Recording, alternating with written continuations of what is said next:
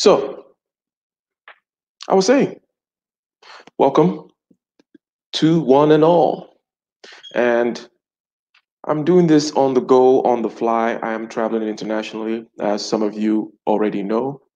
If you're new to the channel, this is where we talk about being better and doing better with an emphasis on doing, emphasis on taking action, emphasis on taking risks.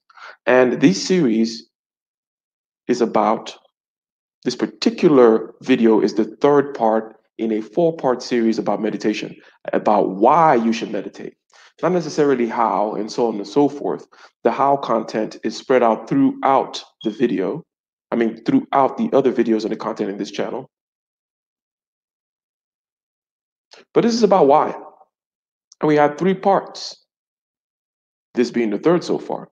There's going to be a last part as well, which is going to be called Space for Freedom. So part one was concentration. Part two was equanimity. Part three is sensory clarity. And then we're going to be talking about part four, which is space for freedom, in about a week or so. But that will be the next part on this particular one. So if you guys hear me okay, in the chat, shout out to Layla, shout out to Young Grump. If you guys hear me okay in the chat, which I'm assuming you do, but let me get a one.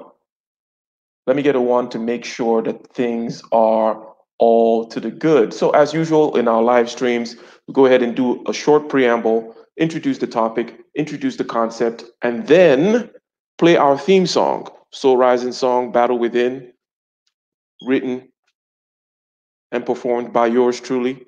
I'm going to leave links for the SoundCloud and the Amazon Music, the Spotify, so on and so forth, so that you guys can support the music content, okay? I see ones in the chat. Thank you very much.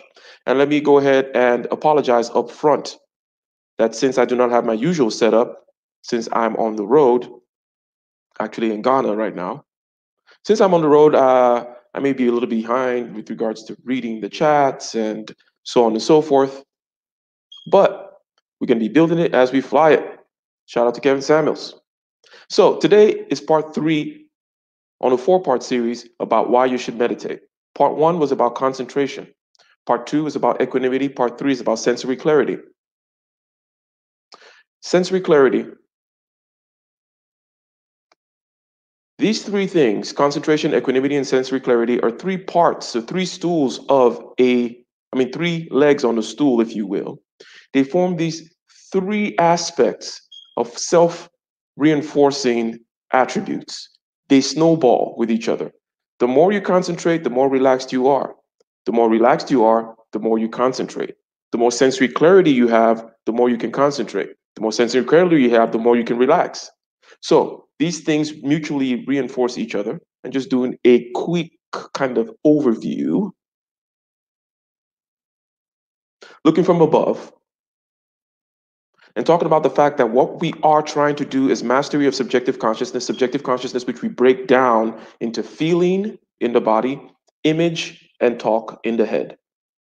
So you got feeling in the body, you have image and talk in the head, and this forms the entirety of your experience, your whole subjective consciousness, everything that ever happens to you, everything that you will ever experience, the entirety of your user interface in this mortal coil is feeling in the body, which can be internal sensations, which we call emotions and intuitions and stuff like that, or external perceptions, our five senses. That's just feeling in the body. And then we have image and talk in the head, the realm of dreams, the realm of thoughts.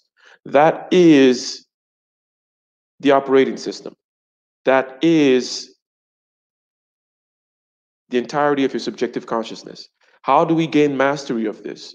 Some of the tools we need are concentration, equanimity, and sensory clarity.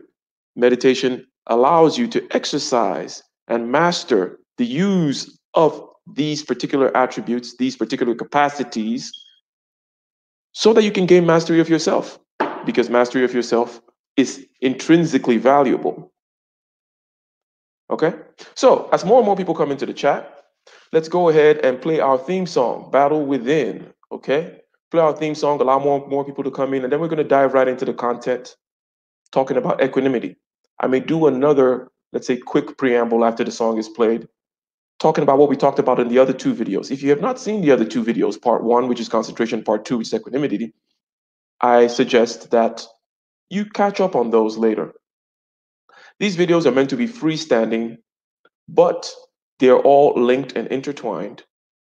And concentration was number one for a particular reason, because it is the most intuitive, it is the most visceral, easiest to understand. And then we went to equanimity, which is about relaxation, which is about flowing with the internal and the external environment. It's like floating in water, not fighting things. We're going to get right into it. This is the third part in a four-part series about why. Why? Why should I meditate? Okay, I keep hearing these people talking all this stuff about meditation. Okay, this is a message that we hear that cuts across many different fields, many different aspects of expertise. But whenever we find someone in the peak of their game, whether they be Tiger Woods, Kobe Bryant,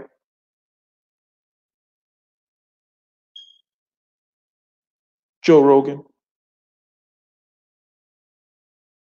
Mike Tyson, whoever they are, there's a common theme we tend to hear.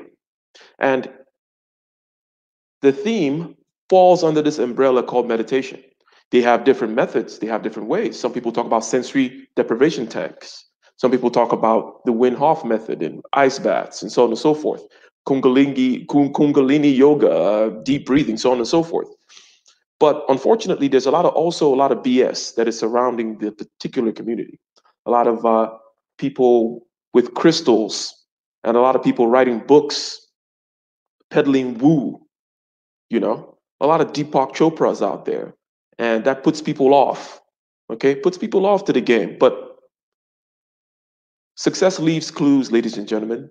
Success leaves clues. If you constantly see these people in these different, disparate fields with one thing in common, which is that they're the pinnacle of their game, and they keep referring you to a particular thing, call it mindfulness, call it meditation, call it whatever it is you want to call it, but meditation is the broad umbrella under which all these things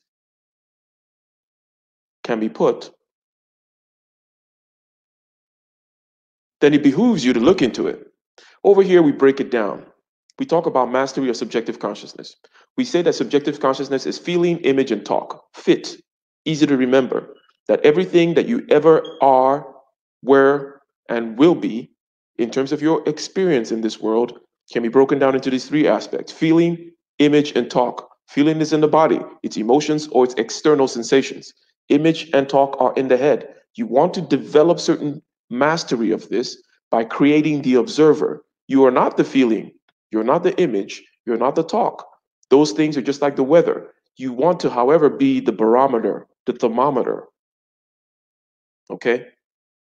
You want to be the windmill. You want to be that which watches feeling, image, and talk happening without being perturbed by it. What are certain skills that you need in order to do that? You need concentration, you need equanimity, you need sensory clarity. The first two videos in this series were about concentration and equanimity. Today, we're going to talk about sensory clarity. For those who may be new, either to the channel or to this particular series, please, can I get a 1 in the chat if this idea that I just stated and I'm about to repeat in a more concise way makes sense, which is that you have a subjective consciousness. You can break it down into 1,000 parts, if you will, but there are 3 parts that are fairly independent with which we can grasp a hold of it conceptually. We have feeling, which is in the body. It's emotions, which are internal sensations, or we have external sensations. These two internal and external sensations obviously play with each other. And then we have image in the head and we have talk in the head. Feeling, image, and talk. We need to be able to master this because that's how we master our subjective consciousness. We can create an observer that watches this. We are not these things, but these things can completely consume us, can control us. We can become our feelings. As people say, you're all in your feelings, right? So who is the you that gets in your feelings? That's what we're talking about. The you that gets in your feelings can get out of your feelings. The you that gets all in your head can get out of your head. Does it make sense? Does it make sense, ladies and gentlemen? I'm seeing ones. Okay.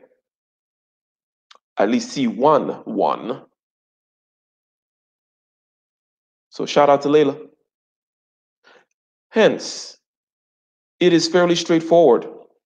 In this channel, in my life, I keep things simple, measurable, intuitive, actionable. I'm a very practical person. So we break things down in a very practical way. We talk about particular attributes and how you can exercise them. It makes sense, just like if you wanted to build your biceps, that you would need to use your biceps in a formal way with a particular form, a particular mode of operation, particular number of reps, and then you rest. It is a use it or lose it aspect. Or should I say, there is a use it or lose it aspect to the entirety of our biological system. It's no different with this. So you're developing certain attributes, and meditation is the formal way of using those attributes so that you develop them. Simple. Formal way of using your concentration, formal way of using your equanimity, which is your ability to be in balance and relaxed and floating with both the internal and the external environment.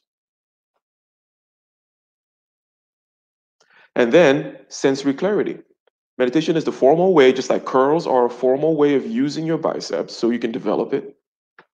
Meditation is the formal way of using certain capacities in order to get a grip of your subjective consciousness, which is feeling, image, and talk. I'm going to do a quick overview on the first two parts, just extempo, right? Extemporaneously, not, so I may miss certain things, but definitely go back and watch those videos. Those videos were each about 2 hours long, where we expounded upon the idea of concentration. Concentration being the ability to focus, the ability to pull out certain things into the foreground and relax other things into the background, the ability to disaggregate and to disambiguate. And we say that this ability undergirds all physical and mental endeavors, whether you need to study math or you need to do free throws. Concentration is key. You cannot do anything without it. We say that concentration and perception precedes control. You want to be able to control something, you need to be able to disaggregate it, disambiguate it, bring it out of the background into the foreground, and then control. We then mentioned that specifically, we know, of course, that these things are important in the realm of physical activities. We talked about the free throw, we talked about the sniper. However, the part that is left out is you. How do you use concentration on your subjective consciousness? Okay? How do you use concentration in feeling in your body, image in your head, and talk in your head? So keep things simple. Whenever I say subjective consciousness, I'm talking about feeling, image, and talk. And we break it down specifically. We talk about specific things, and we don't go into woo-woo territory just to make ourselves feel good about being one with the universe and all that crap. No, it's real work that you need to do, just like the real curls. It does not do you any good talking about curls. Your biceps are not going to get better reading about curls. You know, putting beads around your hands and going, talking about chakras and crap like that is not going to help your biceps. It's not going to help your concentration either. It's not going to make you master your subjective consciousness either. Okay? So that was the concentration aspect of things. About focus, bringing things into focus. And we mentioned that concentration is the flip side of number 2, which is equanimity. While we talked about concentration, we represented equanimity in terms of relaxation and the relaxation aspects of equanimity. One way to simply introduce that is to think, well, in order to focus on something, you need to relax the background, right? The background of a picture that is in focus has softer edges. The edges of the background are relaxed away. Same way, we talked about the flow state of someone who is in the zone with high levels of concentration, also has high levels of relaxation. And let me get another one in the chat if it is clear that when you're concentrated and in the zone, you're also relaxed. Just like when the image in the foreground is being focused on, the background is softer and relaxed. And we have all been in the zone once or twice in our lives, and we know it is not a state of tightness and agitation. It is a state of high concentration and high relaxation simultaneously. The sniper, when he's focused on that target, is relaxed. His calves are not tight. His back is not tight. Everything that needs to be put into the background, everything that is other than that which needs to be focused on, is relaxed. So that's just a way of saying that concentration and relaxation, which we expounded upon later to call equanimity, are two sides of the same coin. And apologies again, since I only have my laptop here, I'm going to be flipping back and forth, checking out this chat, this, that, and the other. Shout out to Nappy Chef. He says one, makes sense. Okay, so it makes sense that relaxation and concentration go hand in hand. And what we call flow state, what we call being in the zone, is indeed that state, being very focused and very relaxed. So, equanimity, which is the second part, which is the relaxation part, we said that there's one obvious particular benefit to this. And remember, this series is about why you should meditate. Okay, we're going to make 4 videos about all the benefits in a very clear, intuitive, measurable, actionable way so that you no longer have excuses. So that if you choose not to do it, you understand at least what you're not doing. And you don't say you don't like all the BS with the chakra people and the beat people and Deepak Chopra people.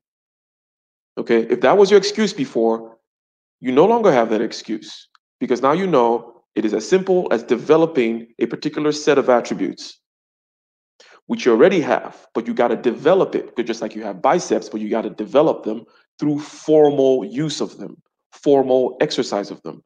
And you're exercising formally concentration, equanimity, and sensory clarity so that you can watch your feeling, your image, and your talk, feeling in the body, image and talk in the head, so that you can create a separation from those things so that this person that's separated no longer gets in their head, no longer gets in their feelings, but is able to simply observe and pick up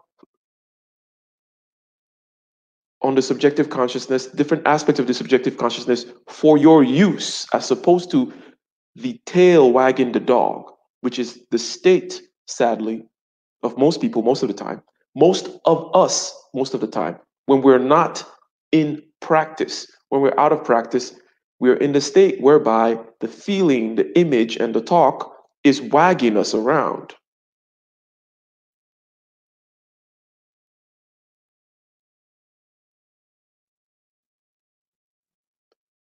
Equanimity, which was part 2, obviously has many good health effects.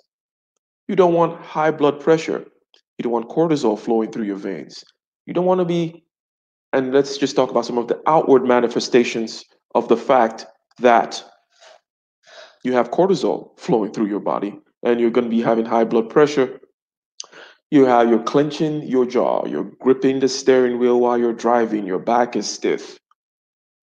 You are not in a state of equanimity. You're not in a state of floating. We used floating as an example, as an image, as a visual for helping us to understand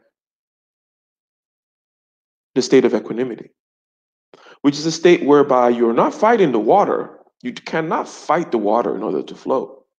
You will sink, you will die. And that's what we're doing all the time when we're doing things like this and clenching our teeth and no, don't fight. Don't fight feeling, image, and talk. Flow with it. External sensations and perturbations and so on and so forth, and also the internal ones. You want to flow with it.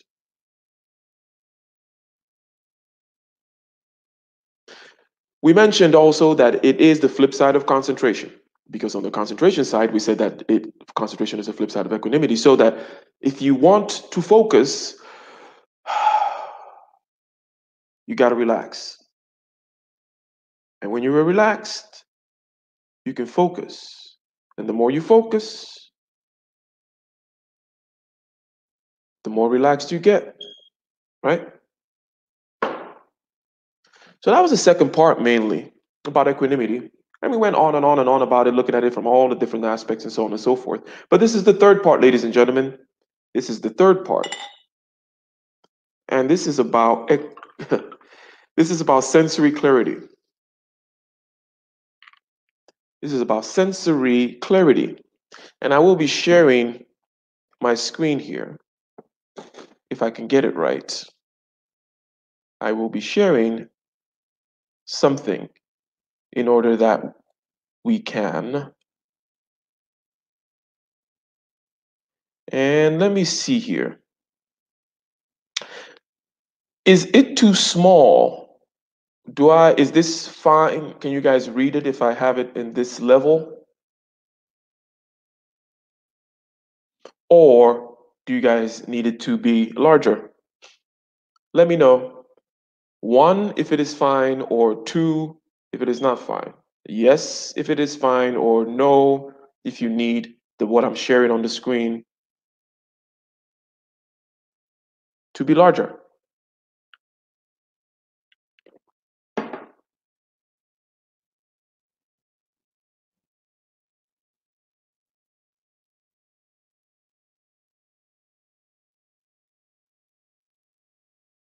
What do you say? What do you know? All right. Layla says it's fine. So we'll go with it. We'll go with it. Okay? So let's continue then. This is part 3, and this is about sensory clarity. What is sensory clarity? What are we talking about? Okay? It is not very complex. It is exactly what it sounds like. It is being clear, being coherent. Okay? In other words, not having vagueness with regards to sensations. And this is obviously important, right? It's not something that, let me take that back. I don't like saying things are obvious, otherwise, why am I spending time in the stream and we're over here having a conversation about obvious things? So, we know about clear perception versus unclear perception.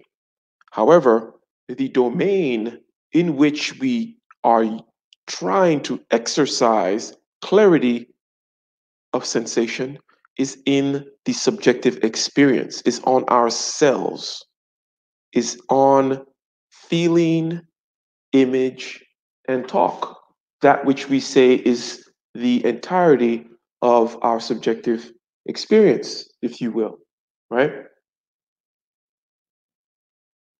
So, we know what it is to see clearly and not see clearly. But the same thing applies with our internal sensations and our internal images and our internal talk. Internal sensations are emotions and intuitions. You can see them clearly or you can see them poorly. We see them so poorly that we're quite used to seeing them poorly. This is the particular domain within which we're choosing to exercise, or within which meditation focuses on exercise, right? Because there are many, many other ways to focus on the external world, especially if you're someone that's raised in the West, we in the West are very good at focusing on the external world, using the external world, coming up with technology, coming up with systems for gaining power in the external world. However, there are other parts of the world where a, a large cohort of people tend to focus more on the internal world, which you and I know is there. It's not magic. We just talked about it. It's the feelings in your body, the image in your head, the talk in your head. And as a matter of fact, it's pretty darn important, as we know. You cannot ignore it. Oh, well, yeah, you can. But you're going to live a pretty shitty life. You can have all the power externally, but if you do not have the internal mastery, it's just shitty. Your subjective consciousness is shitty. Then all the objective things around you are going to be shitty. Pardon the cursing. So what I was saying is that clarity, right, is inherently, it's inherently valuable. So again, this is about why you should meditate. So we're making a case for why meditation is valuable. And now we're saying that, okay, there's something called sensory clarity. And okay, the first thing we're going to say about it is that, well, there is an inherent value to seeing clearly, right? There's an inherent value to hearing clearly. We already know about this thing called clarity and why it is valuable in certain domains. We want to bring it into this other domain of subjective consciousness. And we're going to state right from the onset that, okay, first and foremost, we know that we want clarity, right? And the church says, amen. So, what we're trying to get at is how much of what is in the subjective consciousness. Like, okay, and we'll break it down further, but written there in red, how much of what, where, and changing at what rate, okay? So when you say you are angry, okay, and you just say, well, I feel bad, okay? I woke up on the wrong side of the bed. That is not very clear. That is a very blurry picture. Let me get a one in the chat if you understand what I'm trying to, the dichotomy I'm trying to create here. I'm trying to show you what exactly it is we mean when we say that you can see very poorly, okay, your own subjective consciousness.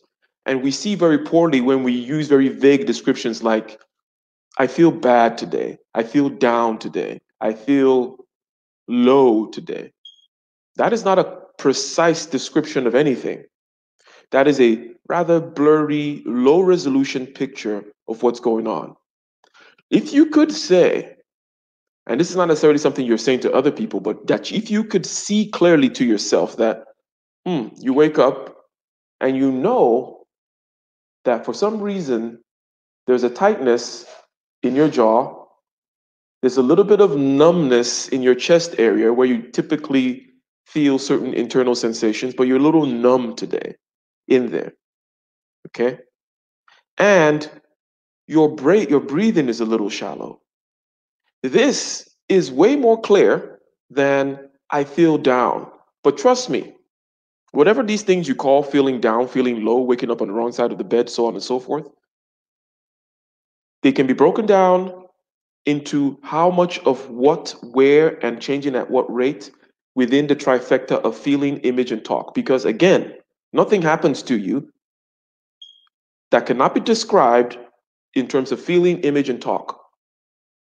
We've become quite used to being able to describe the external environment, understand the external environment, get clarity about the external environment, get a grip on the external environment, but we have no clue about the internal environment. So we describe our states in very vague ways. Feeling, image, and talk is a good way to start to break it down. You woke up on the wrong side of the bed. Okay, stop. Ask yourself, what is the feeling? It is in your body, it's not in the sky. It is in your body, it is not in the sky. There is a feeling that you can look at. Point is, you need to develop the capacity to you need to develop concentration, equanimity, and today's part, sensory clarity in order to do that. So it's not going to come naturally. It's not just going to happen tomorrow. Because if you already had that capacity, you would already be doing that. But meditation is the formal practice that forces you and urges you to use these capacities so that you can develop them. So ask yourself, what is the feeling? Is it in the left side of my body? Is it in the right side of my body? Is it in my lungs? Is it a stiffness in my back? Is it a slight numbness overall? Am I feeling the flow of my body? Or am I not feeling the flow today? Do I feel numb? Am I clenching my teeth, my fist? Is there a creak in my neck? What is the image? What is the tape running in my head? Is there a song playing in my head? Okay. And those usually have to do with kind of days of agitation and mania, just repeated songs or a mantra just playing in your head. What is the state of the images rolling through my head? This is clarity as opposed to I feel bad. Okay. This is what sensory clarity is urging us to do, to practice this. Okay, let me take a short thing here to see if there's anything going on in the chat. AKA Falcon Black in a new guise, coming out with the Dragon Ball Z references. Ultra Instinct, exactly. All right. These things are not BS because I'm allergic to BS. And if you're in this channel, you should be allergic to BS too. If you like BS, you can go elsewhere. It's fine.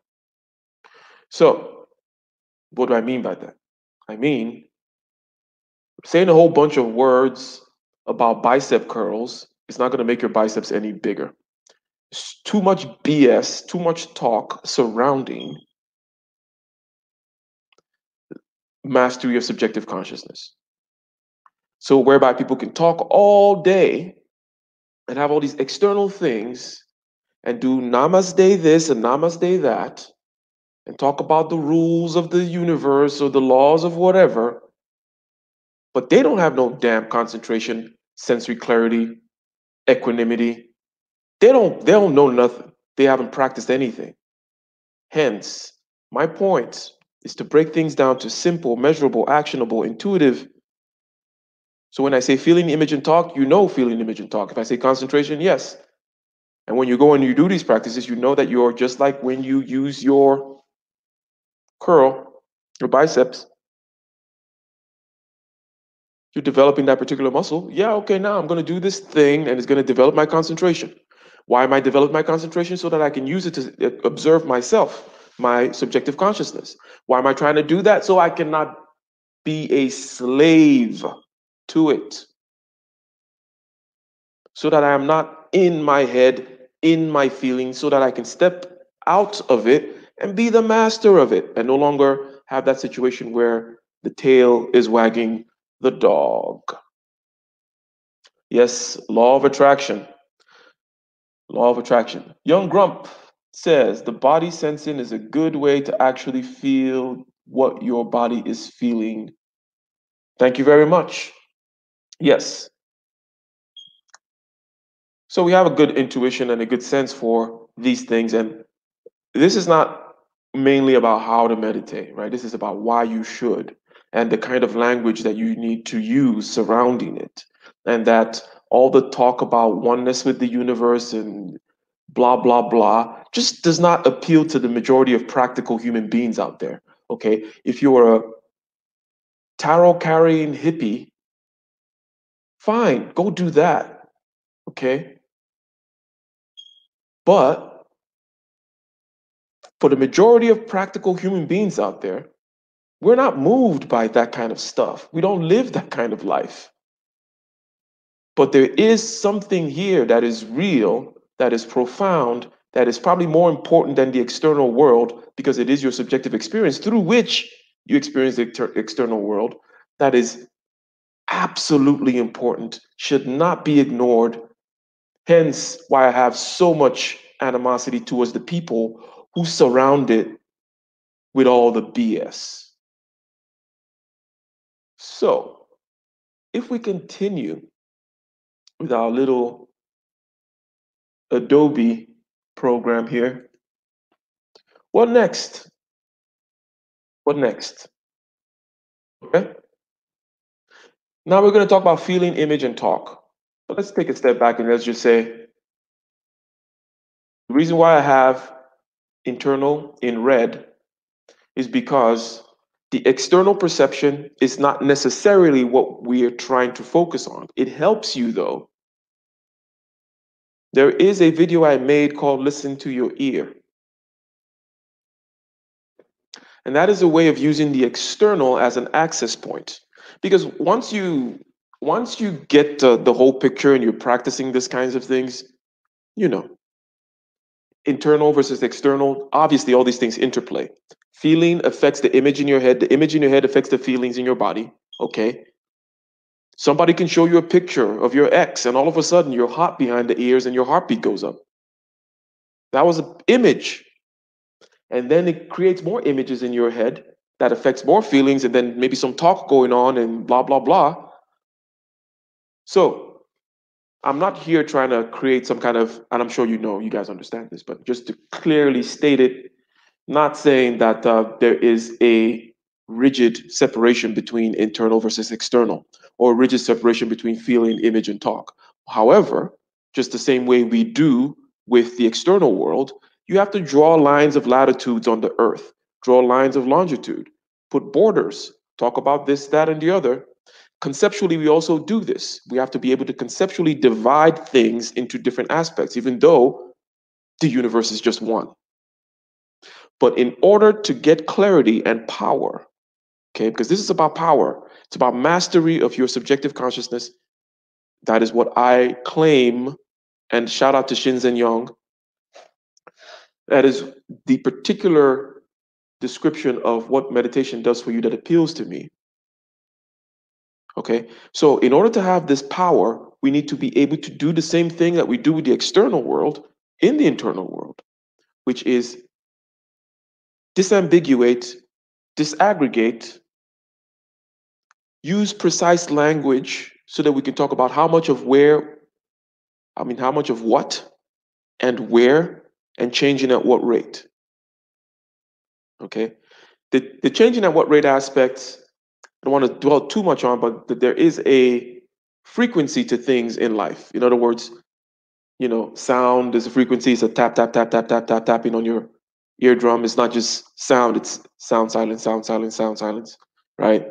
Light, frequency, waves, blah, blah, blah, blah, blah. Same thing with feelings in your body. There tends to be a frequency with which they, frequency is just propagation of energy through medium, nothing crazy. Not okay. I'm not getting into the woo nonsense here about higher vibrations and higher frequencies, and man, God, I just want to choke people who talk like that, Don't you just hate them? You gotta go into the good vibrations and the good positive energies and get the fuck out of here. Yes, I am cussing today. Because I'm sick and tired of people being fooled about the most important things in this world.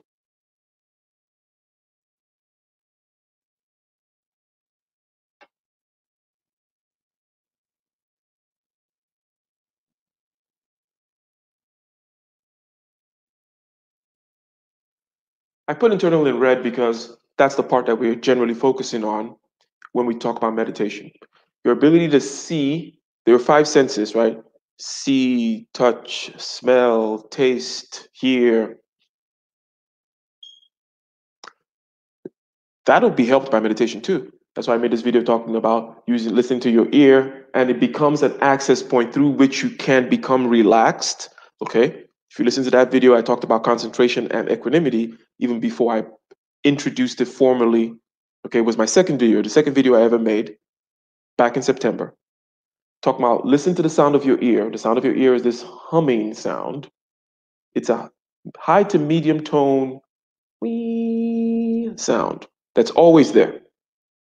If you listen to that sound, you listen to the bass. It's like the white paper, the white noise, the white space upon which all other sounds are built. Hence, you're actually listening better. But the thing about it is, it actually relaxes you and it actually concentrates you. Okay, so you can use the external sensations, external perceptions, but the internal ones are the ones that people tend to have trouble with for the most part. Okay, and that's why I have the internal stuff in red. So, how much of these internal things are happening? Okay, emotions, intuitions, sensations from your internal organs. You want to be able to change vague words like I feel bad, I feel low, I feel down, I feel elated, whatever it is. You want to have the ability to see it clearly in its constituent parts so that you say how much of feeling A and where is it? How is it changing? Because there's always a pattern to it. That's the changing part. Because you could say, I have a low frequency throbbing in my chest, you know, and that is a clearer way of stating that you feel some kind of depression. And there's going to be an image and talk associated with it. So you look in your head. What are the images associated with this particular feeling that is reinforcing the sensation in the body? What is the talk in my head?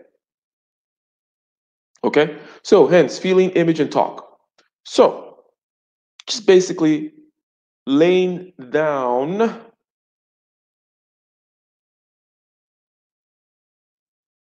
what sensory clarity is. Sensory clarity, pretty clear what it is, right? Being clear. We want to be able to disaggregate, disambiguate, and be able to see clearly what we're talking about in feeling, image, and talk with an emphasis on the internal aspects because the external aspects will come along for the ride. Plus, there are many ways of gaining better acuity in other external perceptions.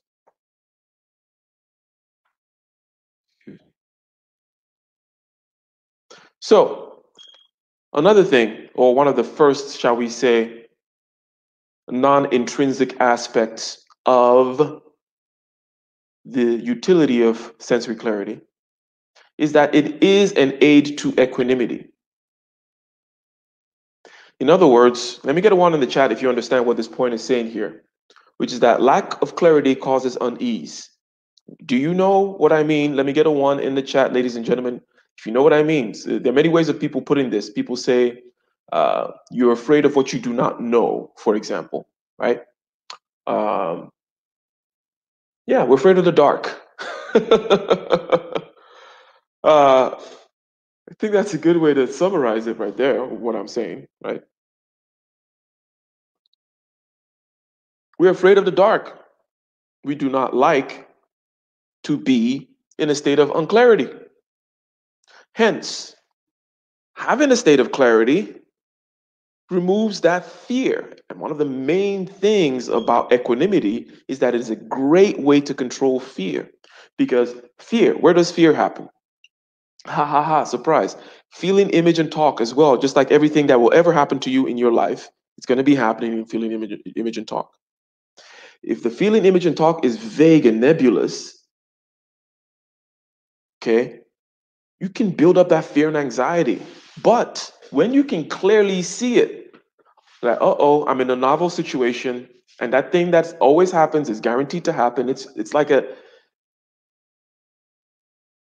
a weather pattern. With certain weather pattern, you're gonna get lightning and you're gonna get storms. Okay, feeling, image, and talk are a natural phenomenon. They're gonna do their thing. They're not gonna stop happening. Okay, your feelings, the images in your head, the talk in your head, the whole dance of the cosmos, the whole spinning of the universe is not gonna stop. point is, miraculously, you're actually able to step away from it. And we have certain language that clues us into that. When we say we're in our feelings, well, who is the you that is in your feelings? That tells you, oh, I must be separate from my feelings. You're in your head. I must be separate from my head. Who is this me that is able to separate? Another thing people say is, I can't stand myself. Who is the you that cannot stand you? We know that there is a pure observer that is able to observe feeling, image, and talk happening. Meditation exercises this guy, exercises that observer, makes him stronger, gives him concentration, sensory clarity, and equanimity so that he can observe the weather patterns and not have the situation where the tail is wagging the dog. So, simply put,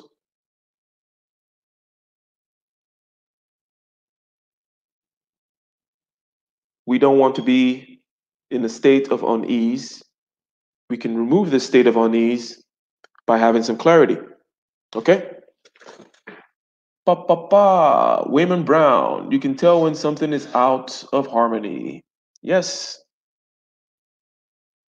And when you want to be able to see clearly, oh, it is the left ears, behind the left ear is getting hot again. This always happens when there's this kind of a situation, right? And when it becomes that clear, there's no reason to be afraid of it, right? There's no reason to be afraid of it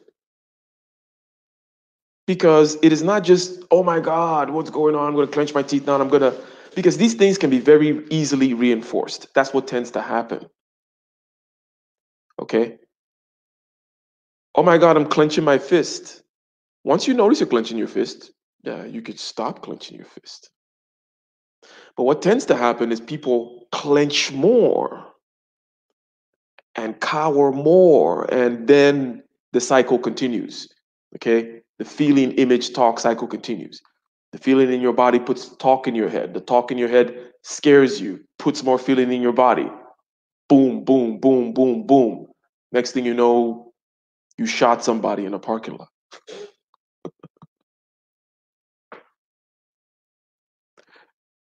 It's a joke, but it's true. The only reason anybody ever does anything is because of feeling, image, and talk. Okay? That's where the entirety of your subjective consciousness happens. Everything you ever were, ever will be, is there. Hence, the ability to be able to clearly see which parts are in play, how much of what, where, changing at what rate. Okay? So, I said that lack of clarity causes unease. Yes, we are scared of the dark. Okay? We can flow with emotions and internal sensations once we can clearly see the parts. And just like the last commenter said, we can see when things are out of harmony. And just like seeing the waves or sensing the waves in the water and not fighting them, not fighting the water when you're floating, then you simply just go with the water. Because if you fight the water, you're going to lose. If you fight feeling, image, and talk, you're going to lose. You cannot fight the universe, ladies and gentlemen, because you are the universe. Even that conscious part of you which can observe. Okay? It simply needs to go with the flow.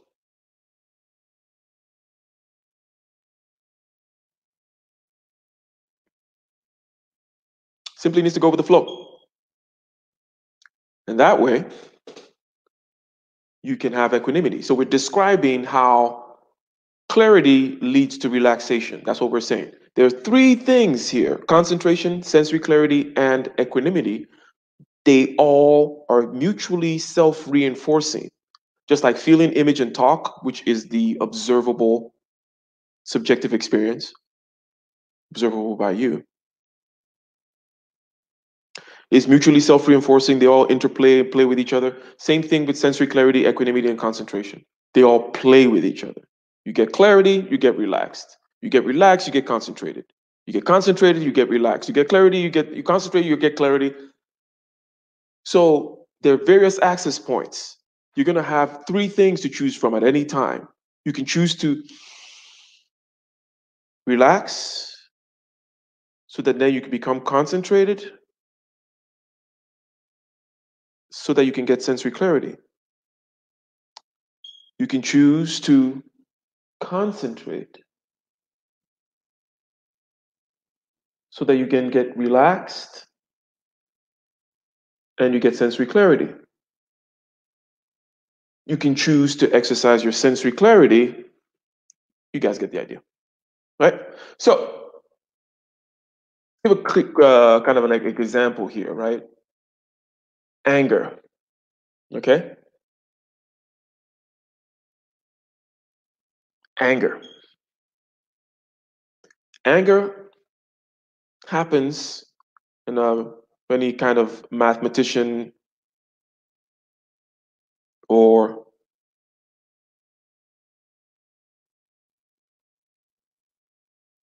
scientifically minded person. We know about, vector space or, so let me put it this way. Feeling, image, talk space is the space of our subjective consciousness. These are the parameters, and then we can break them into other subparameters. But everything that happens is an arrangement of feeling, image, and talk. So anger is going to be some kind of an arrangement of feeling, image, and talk, a particular arrangement. Okay? So, yes, as it states there, if you can clearly see anger coming on, you can see it from a mile away. If you can clearly see, look, when you are in practice, you can tell just by when you wake up in the morning if you're likely to yell at somebody that day. The funny joke is, it doesn't necessarily mean you will not yell at somebody that day. Okay? We can't be all too serious about this stuff in the sense that, oh, we're going to become saints. No, that's not going to happen either. All right. If you think, oh, you're going to start meditating and you're going to be floating in the clouds, you're not going to be human anymore. No, that's not going to happen. You're just going to watch yourself do the dumb stuff that you do. You're going to see it coming, but you're still going to fall for it sometimes, right? Is what I'm saying. You're not going to fall for it as hard. You're not going to fall for it as often. And you're not going to linger in certain states as long. But you're going to be able to wake up that day and you're going to be like, oh, I need to watch it today. I'm liable to cuss out some people at work today. Why? Because you know that when you have a certain feeling of numbness, maybe it's in the back of your neck, you know what that means. You know that you're going to be angry. And okay, so, and this video, I just want to mention here tangentially that I had a video talking about energy management, my pyramid method, okay? The good thing about this is now you can take compensatory action. When you wake up that morning and you're feeling that way, now you can be like, okay, the baseline, everybody knows everyone who's seen that video before knows what my baseline is. Okay, the baseline is hydration, by the way. I worship at the church of hydration. Why?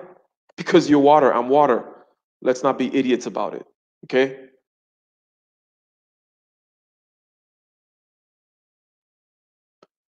Hydration regulates and controls way more things than you can possibly imagine. Why do we need to keep talking about it? You are water, for freaking crying out loud, right?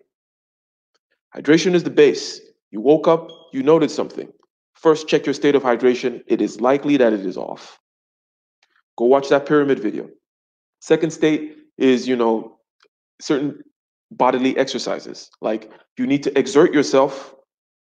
Okay, you need to shake it off, right? We all know that when we go out for a long run, we come back, we no longer want to choke people out anymore, right? We're not trying to choke people out anymore. We went for a run. We're cool now. So this part here of this particular talk is very important. And let me switch over here, see what you guys are saying in the chat. Thanks for dropping the links. Thank you for dropping the links. Shout out to everyone in the chat. You guys are excellent. You guys are very excellent and very supportive. Yes, yes, yes, James Sandman. You know when the fire is stirring. 100%. You know when the fire is stirring. And then you can take compensatory actions. They might still be a fire outbreak, but it's quite likely that it's a smaller one that would have happened if you did not see it. So the compensatory actions are real life things because we don't bullshit over here. Okay. Real life things like picking up some water and start hydrating. Okay. And in the video about the pyramid method, I talked about how long it takes to actually hydrate. It takes about 2 hours. So you don't just drink one glass of water and think it's okay, you're done. No, you drink that one glass, you fill up the other glass, take it with you. And you keep on drinking water for 2 hours until you start peeing clear. And then you keep drinking. Make sure your urine is clear all day. Your urine is clear, you're less likely to act a fool. Okay? It's not magic, you're water. Okay? So stop all the reading about this and the thinking about that. You're going to follow this guru and read this book, but meanwhile, you're dehydrated all day.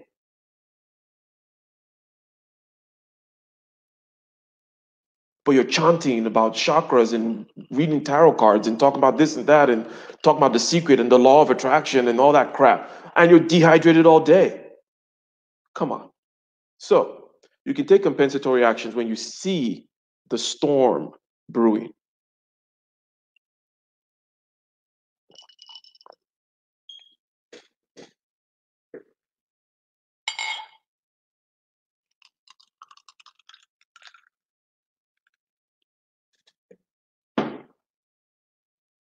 Now, we're getting a sense for why and how sensory clarity is an aid to equanimity. In other words, it's an aid to relaxation and it's an aid to flow state. You got concentration, sensory clarity, and equanimity. That is flow state. You want to be able to get flow state vis-a-vis your subjective consciousness, feeling, image, and talk. You need to exercise concentration, sensory clarity, and relaxation. It's not magic, it's capacities. And you use it or lose it. We know that about our muscles. Same thing with these particular capacities. As Western people, we're not necessarily trained to focus on these things. And that's fine. You can't have it all. Life's about trade-offs, right? You can't conquer the external world and conquer the internal world at the same time. Not at the same time, right? You gotta do one first and then maybe turn around and do the other. Which is an interesting thing that Friedrich Nietzsche put out, that, the world was busy conquering externally the East. By the world, I mean the West. The West was conquering the East physically, but now we're all buying yoga mats and going to see gurus and talking about mindfulness meditation and so on and so forth because they conquered us spiritually. And it's fine. You can't have it all. That's the nature of fighting battles. You cannot win at both fronts. If you're going to fight a spiritual battle, you'll probably lose physically. If you're going to fight a physical battle, you'll probably lose spiritually. It is what it is, right? So, yes, we've been conquered spiritually by the people who focused on that kind of stuff. Okay. We focused on bombing them. And now we're buying yoga mats and yoga pants and trying to find ourselves because we lost ourselves in the bomb. So, understanding how this is an aid to equanimity and moving right along. Another example, feeling bad, right? The numbness that I keep on mentioning is something that when you start to practice seeing your feeling and image and talk clearly, especially the feeling aspect, you're going to notice that it's not just about a particular feeling like high frequency agitation all through your body, feeling the creepy crawlies like you want to crawl out of your skin, so on and so forth. There's this other feeling which is a harbinger of disaster, which is numbness. Um, and regarding compensatory acts that you can take, you can fight numbness by doing physical exercise. You need to work the body so that you can feel the body. Numbness is you literally not able to feel. You can stop, you breathe, you look, but you cannot really access your body. Quite literally is what I'm saying, okay?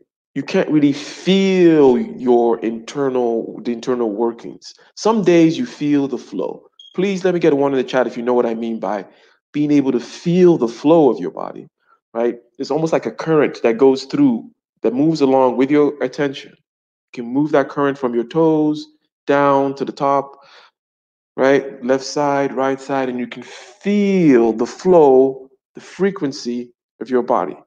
Other days you cannot. And when you cannot, that is a sign that you got to do something. And again, my recipe, my dashboard begins with the bottom of the pyramid begins with hydration. First thing to check, am I hydrated? Most likely you're not hydrated. Okay. And then you go to the next step, which is you may need to physically exert yourself. And then you go to the next step, which is what's going on in my head, image and talk. And then you go to the next steps. Okay. The final steps are using crutches. And let me see if that makes sense in terms of the numbness versus being able to feel. Okay. I see ones in the chat. Salute. Salute. I see ones in the chat. See ones in the chat. Princess X says, I need to start doing yoga for my back. But they can keep the, yeah, they can keep the mumbo jumbo for sure. They can keep the mumbo jumbo. Listen to it, it's fine. And to be generous to the mumbo jumbo is mumbo jumbo because we're in a different culture and you're using different language. We don't speak Sanskrit. So when people start talking about chakras, there's so much that's lost in translation and so much that's just nonsense now, because why do I need to tell you about chakras when I can tell you about feelings in your body? And when I can talk about your what I just said, for example, like being able to feel numbness and this and that. Why don't we just talk like we do normally in more modern times, right? So the language originally is legit. The use of such language in modern times with people who are not particularly trained that way or talk that way or think that way is BS. And a lot of the people use it to kind of put a smoke screen in front of things. Oh my God, my heart chakra was palpitating. And no, we don't talk that way. We use modern scientific language these days. One is not better than the other, but you're not in ancient India. So you talk the way you talk. Just talk normally. Yes, concentration, sensory clarity, equanimity, feeling, image, talk, hydration, talk that kind of talk. That's what it is. It didn't change. It is not less, to be honest, people find it less sexy to talk that way, right? It's less sexy to talk straight up this way. That's why they like to talk about all that oneness stuff and the law of attraction stuff. But, if that's what you're into, then yeah, fine. Get the hell out of here, you know? So,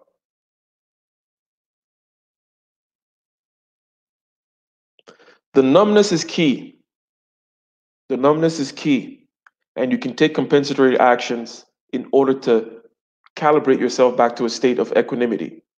This is what this particular page is telling us. Again, why should you meditate? It gives you three things. Well, there's four things. The fourth one will be, I'll do a fourth video in about a week. That's called space for freedom. And this third thing is sensory clarity. Well, sensory clarity is intrinsically valuable. You want to be able to see things that, we want to be able to clearly define and clearly see. It's intrinsically valuable. And also, it is an aid to equanimity. What else do we have? Okay. What else do we have? We have a series of things here. Okay.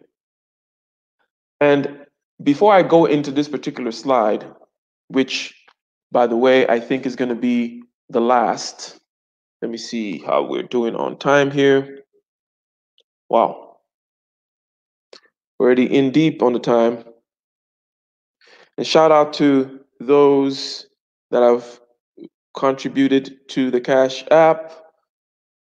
Let's see here.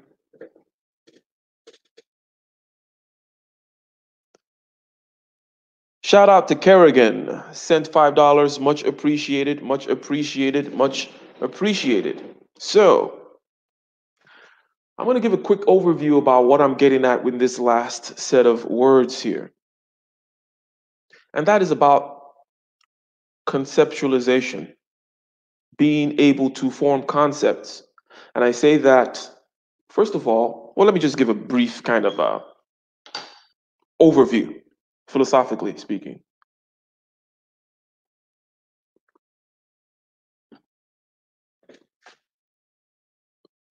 In order to be efficient, we have concepts. Concepts are an aggregation of different perceptions. Take, for example, we have this glass, okay? It has certain perceptions with which we apprehend it. It has a shape. We apprehend that with our hands, right? It's solid, let's say. It also has a form, okay? But rather than think solid, form, transparent, we just have this concept called glass, okay? Rather than when you drive by something, you say green leaf, green leaf, green leaf, green leaf, green leaf, stem, this, that, blah, blah, blah, blah, blah, blah, blah. No, you just say tree and then you move on, right? So we have these concepts which are boxes, containers, okay, in which we put in certain regular patterns of perceptions. And please let me get a one if you guys know what I'm saying here in terms of concept formation, okay? Concept formation, we use these concepts, we ship them off into the unconscious, and then we can just easily turn and then say tree and move on, right? We don't need to take in every perception, okay, about the tree. This is the kind of area that I'm talking about. And then we're going to then connect this more clearly vis-a-vis sensory clarity and so on and so forth, okay?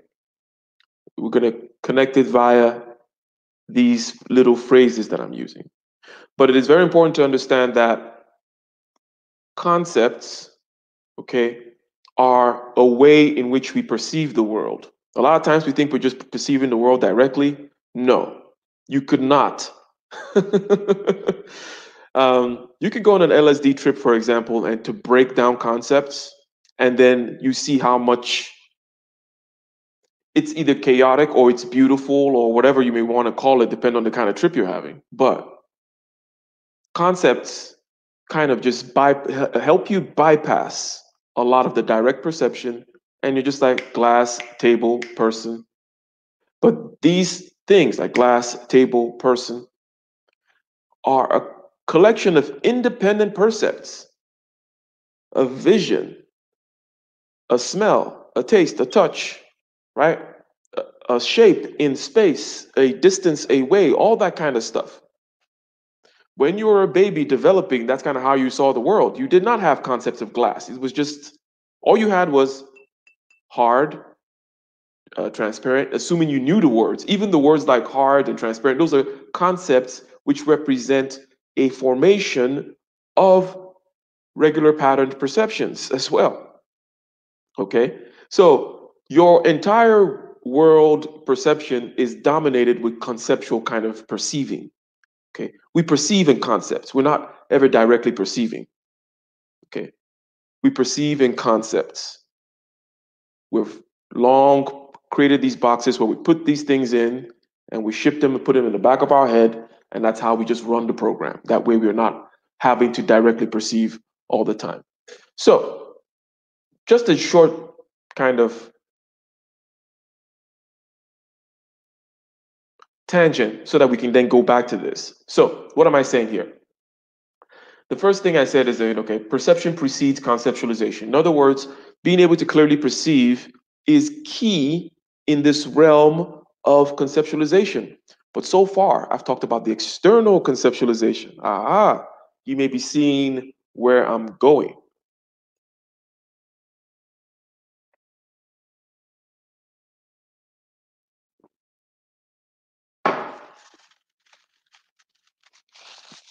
But what are your internal concepts?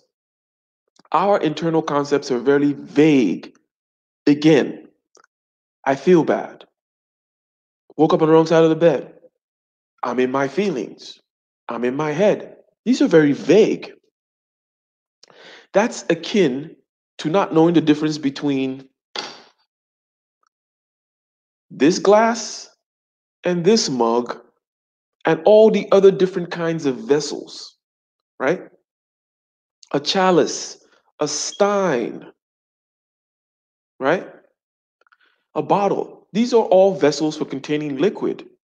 The way we think internally now about our feeling, image, and talk without sensory clarity is we just call all this stuff vessel. But there's a big difference between what is called for when you see glasses versus when you see mugs. A big difference with the behavior surrounding it, right?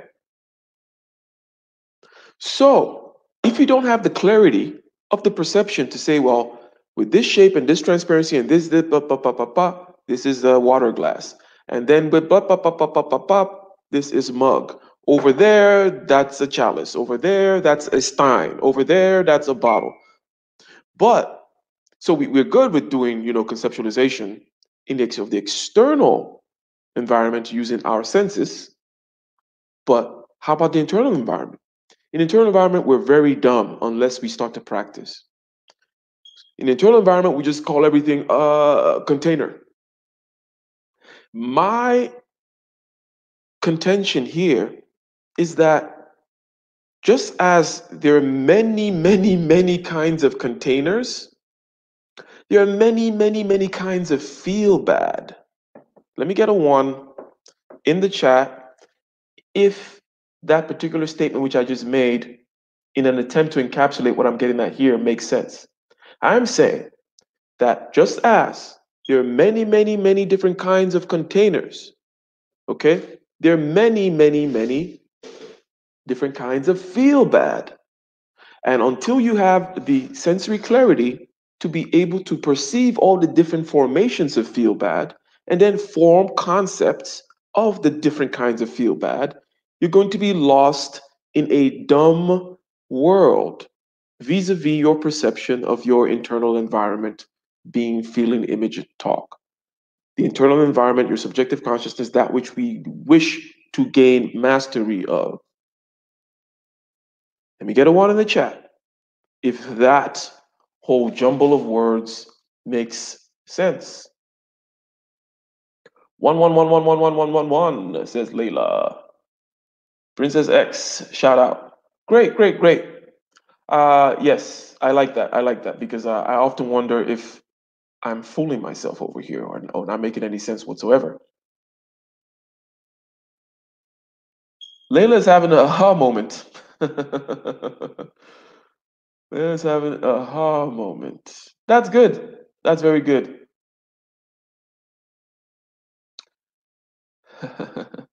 El Elion says, Ike, keep going. You're a gentleman of leisure.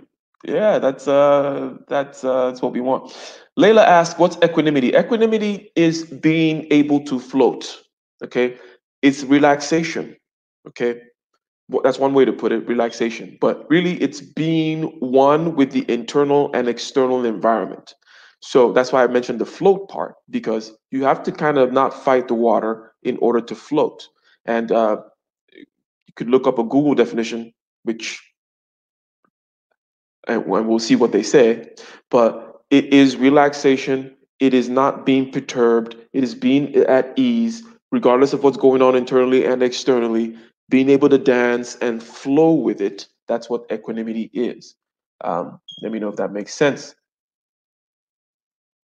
Mumbo jumbo helps you swallow the snake oil, says Taylor. That is true. Mumbo jumbo helps you, yeah, it makes you buy their next book and their next book and the next seminar and the next this and the next that, so that you can keep on fooling yourself. So, ladies and gentlemen, let's now break down this last page that we have, and then we'll do a quick kind of overview. But at this point, I would also want to just drop, in case anyone wants to join, right?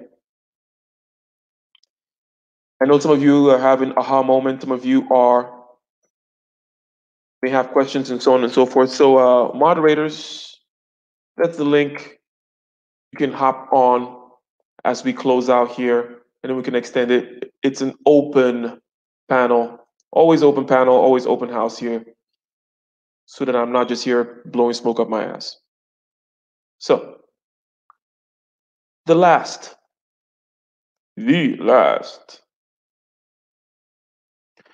Overall, we get it already, okay? But we're just going to do some intellectual kind of play here. What do we get? We get that there are many different kinds of cups or vessels. Some are called cups, some are called champagne flutes, some are called steins, some are called chalice, some are called... there's so many of them.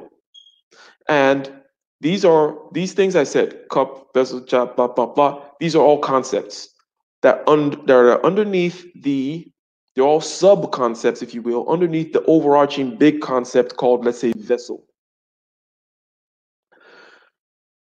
But we need to be able to perceive clearly in order to aggregate the different forms and then say, well, in this particular form, in this particular color, this particular shape, this particular texture, that's mug.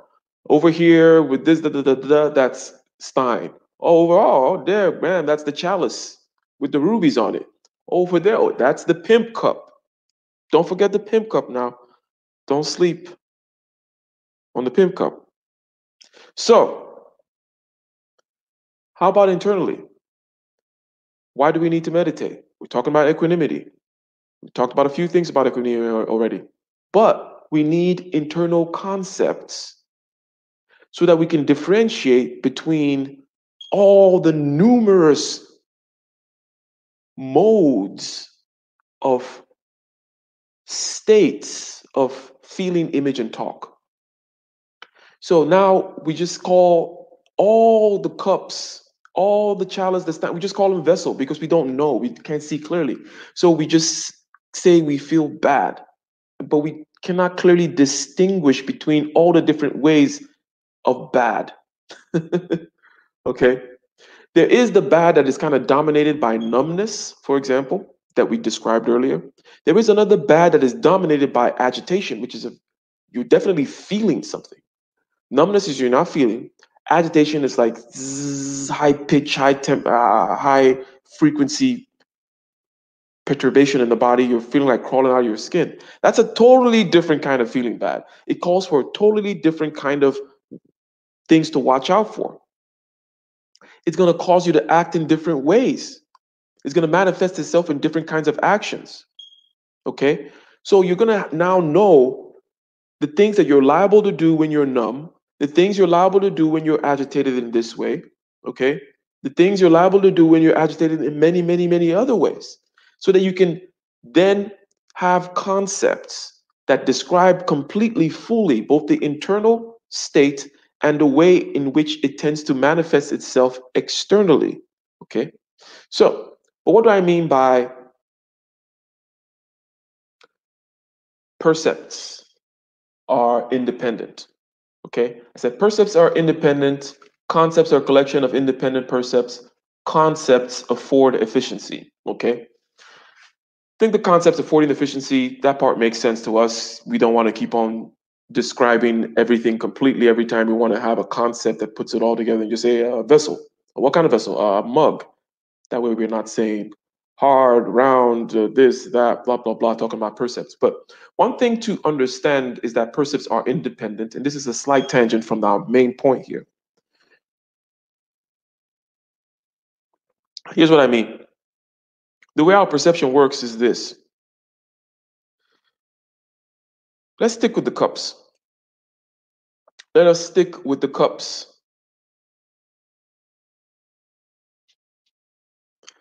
Princess X says, the pimp cup. Yeah. Shit.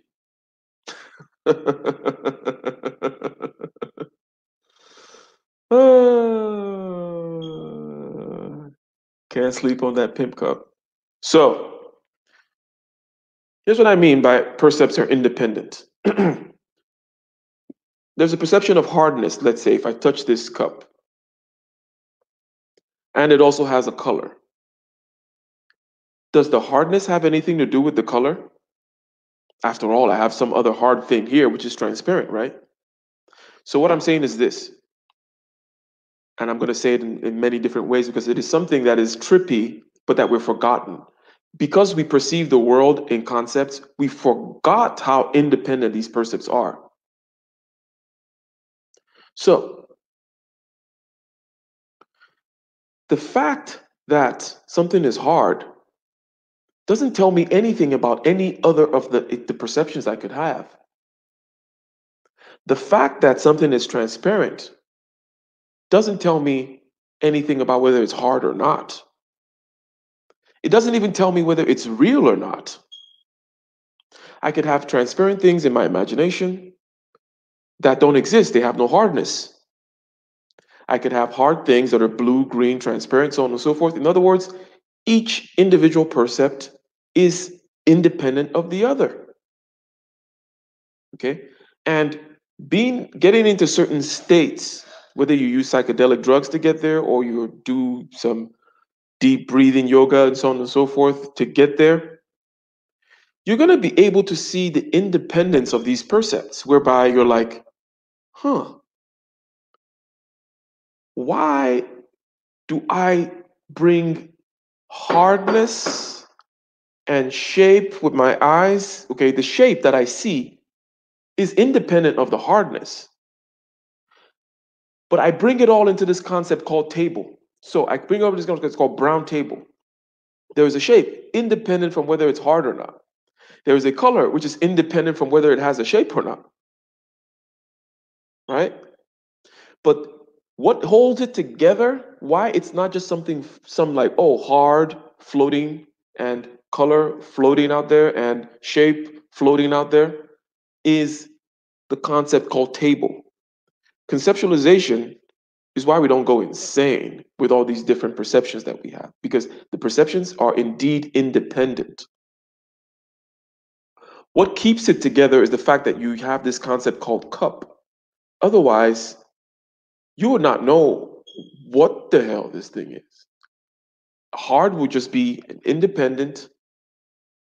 Color is just another independent thing. Shape is just another independent thing. But what holds it all together? What gives it its thingness, its thinghood, its suchness? What makes it real is something that you bring to the table. And it's the concept cup.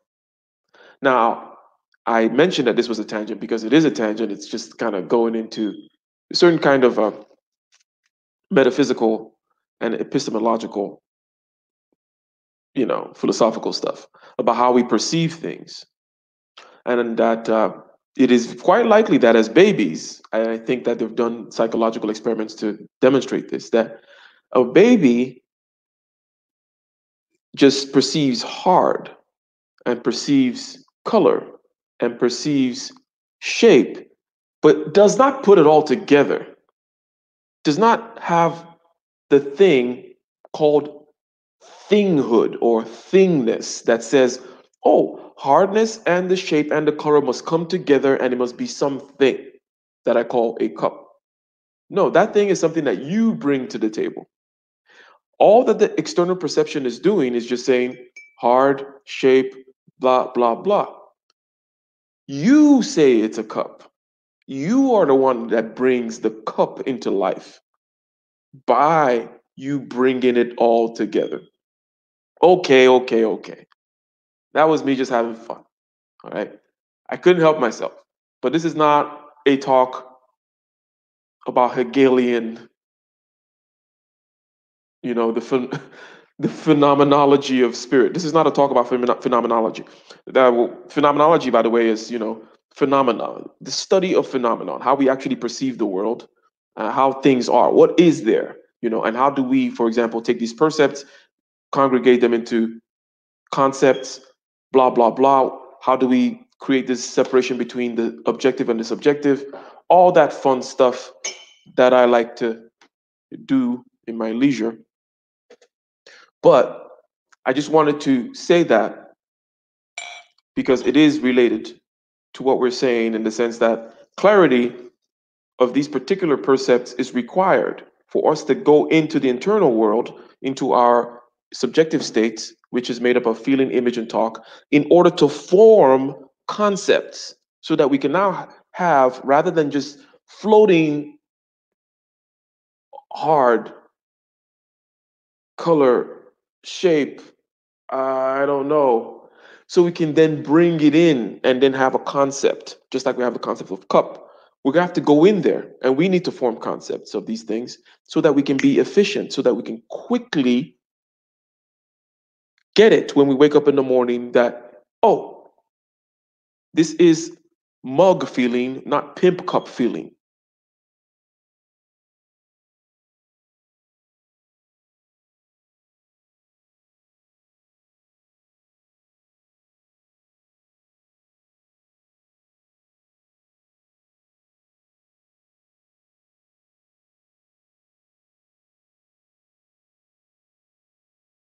Back to the money,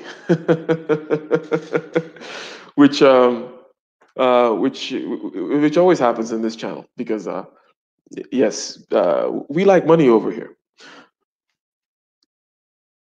The thing about having aesthetic pursuits dominate a culture is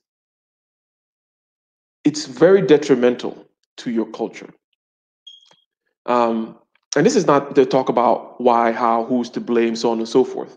We can talk about it from an individual point of view, and we can also talk about it from the point of view of a collective.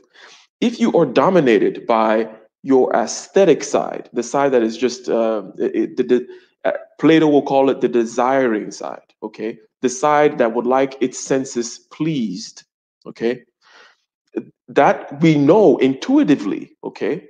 Let me get a one in the chat, okay. We like participation here. We know intuitively that if you're dominated by the part of you that wants to have your desires met, like just your desires to satisfy your senses, which is what aesthetics are, right? Things that are pleasing to the senses. We know that if that is what dominates, we're not saying that it is bad or it needs to be stumped upon, but something has to rule. There's a hierarchy to your soul. There's a hierarchy to life.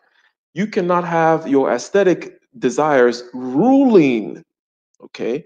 It is very important. I made a whole video about how aesthetics are an outward manifestation of human prowess, okay? I like my cufflinks and dude, this is a nice watch. I don't have any problems with aesthetics. I'm just saying that, let me get a one in the chat if you understand that you cannot have your aesthetic pursuits, the satisfaction of your aesthetic desires dominating, ruling either you or your culture. So the reason I say that is this, something that Mr. Napoleon mentioned, which is sports and entertainment. Sports and entertainment are aesthetic pursuits, okay? These things are aesthetic in nature. These things are not about any other kind of productivity or utility, okay? And if you have that dominate your culture, whereby you are known and you are pushed towards that, and you take your cues from that, and you're always talking about what celebrities did, and this and that and the other, whether you're an individual or a culture, you're headed for disaster. Being dominated, let's just stick to with men, for example. If the standard for your men is aesthetic pursuits, in other words, aesthetic prowess, singing, dancing, throwing balls and hoops, you're headed for disaster. If it is dominating you to keep it away from, being politically charged, but we can always be more fair with ourselves and less triggered when we look at ourselves as opposed to when we look at groups. We know that if your value as your person, the thing you put at the highest is your singing, dancing monkey. Yeah, we're all brothers and sisters in this channel, so I can talk about singing, dancing monkeys without anyone getting triggered. If that's what is the top of your totem pole and that's what guides your life, you already know you're headed for disaster. So it is super, super key that on an individual basis and on a cultural basis, we understand that this was never the case this is never the way in which things were upheld in any society. Societies are either looking at martial attributes such as, Sparta and honor and glory and warrior type stuff in conjunction with intellectual pursuits, some over the others, okay? Right? It is rare. As a matter of fact, I dare to say it is only in modern day America as is pushed, okay? There's a certain image that's pushed that the African American community is about aesthetics and it's about swag and it's about arts and entertainment, okay? So it is heading for disaster, ladies and gentlemen. It is heading for disaster. Shout out to Layla. Shout out to Io in the house. Shout out to James Sandman, Breas C. Okay. The science behind manifestation and spiritual talk. Bought a few introductory science and health books. And Breas C says, I don't deserve the Bentley because I haven't earned it. Yes. One of the important ways of earning it is to acclimate yourself to it. I believe in, look, there's another thing that a lot of successful people do besides the visualization. Visualization is key, but all it does is the same thing as if you actually went to a Bentley store. Okay, the visualization is important because you cannot actually practice knocking out your opponent that you're trying to knock out tomorrow. Therefore, you have to visualize it, and the visualization will then put your body in a particular state, and it'll acclimate yourself to that thing. It's like riding a bicycle. Therefore, knocking this person out becomes like riding a bicycle to your body, to your feeling, image, and talk complex. And then you go out and you're more apt to knock them out. But when it comes to success, visualizing is important, but also scare yourself with certain things. Number one is generosity. Okay. I made a whole video talking about generosity as a superpower. Give money and have it scare you. If you give money and it scares you, you're touching the threshold of fear that is keeping you from getting more money. The thing that scares you from giving money is the same thing that scares you from getting money because you don't think you deserve that money. You're scared of the money. Okay, it's the same thing. Watch the video. It's a short video. It's called Generosity is a Superpower on my channel. And you give money, you give a $20 tip for a $5 cup of coffee. You give a $50 tip for a you give a $100 tip. You just keep upping it and you break past each barrier. Okay? You break past each barrier. Another thing you can do is go, and maybe you can afford it, maybe you cannot. But maybe, and the same thing with generosity, maybe you're not going to be generous to somebody else, but be generous to yourself. Go and rent a room in the top hotel somewhere in this top city and just smell the leather, or go to a Bentley dealer and sit in there and smell the leather. You may not like Bentleys at all. It is not about that. It is not about that. It is about acclimating yourself to certain things so that you no longer have things blocking you. It doesn't matter if you're ever going to get a Bentley or not, but there are psychological roadblocks that you're putting in front of yourself as a result of not being acclimated to certain things, because you're scared of giving $20, or you're scared of what it feels like to sit in a Bentley, or you're scared of what it is to be at the Tower Suites at the Wynn, for example. Those things will block you. And a lot of people make excuses like, oh, I'm not into materialism or whatever. Well, That's another subject for another day. Okay. Um, that's another subject for another day, but I think that that's a whole bunch of excuses, a whole bunch of that other kind of BS, right? Look, things are real. Your water, you need to drink water, you need to exercise your body and your mind. You need to both realize what the matrix is, but realize that you cannot live outside the matrix, to use the most poetic, to get poetic for a second, okay? You're not going to be living outside the matrix, okay? You are in the matrix 100%. And for spiritual people, let's say we use Christianity as a context, you need to go and look at the Old Testament more. If you're Because the Old Testament, which tends to be more focused on milk, honey, and cattle, and lineage and wealth, that's as real as the New Testament spirituality, heart, turn the other cheek, and all that kind of stuff. Okay. You need to have your foot firmly placed on both these. Otherwise, you're going to fall. Okay. And you're going to make a bunch of excuses about why you fell and why you mattered yourself and why you're a hero because, you don't like Bentleys. Right. So, ladies and gentlemen, was a good one, ladies and gentlemen. This was a good one, if I may say so myself. I am still on the road. I will be back stateside, as they say, about a week and a half. Okay, it's been great out here. It's been great out here in Ghana and in Turkey. I will be doing that video that documents this trip.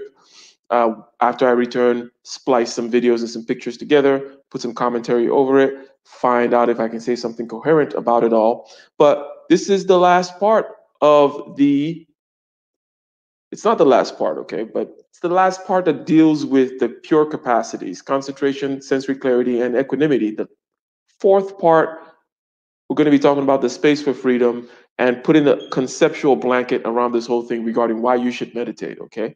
Now, let's just put a capstone on this whole sensory clarity thing, okay? Let's put a capstone on this whole sensory clarity thing.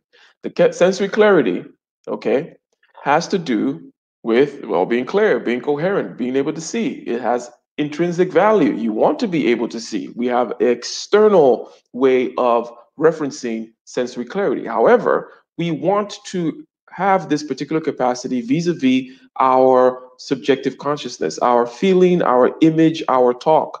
That part that constitutes our subjective experience. That's the part that we need to master, okay? Because it is the part that most people do not have any kind of formal practice and way of mastering, okay? So, sensory clarity is intrinsically valuable. It is an aid to equanimity. It allows you to be equanimous, equanimity being balance, equanimity being flow state, relaxation, the ability to flow and float with the water and not be perturbed by whatever is going on, the ability to observe what's going on, okay?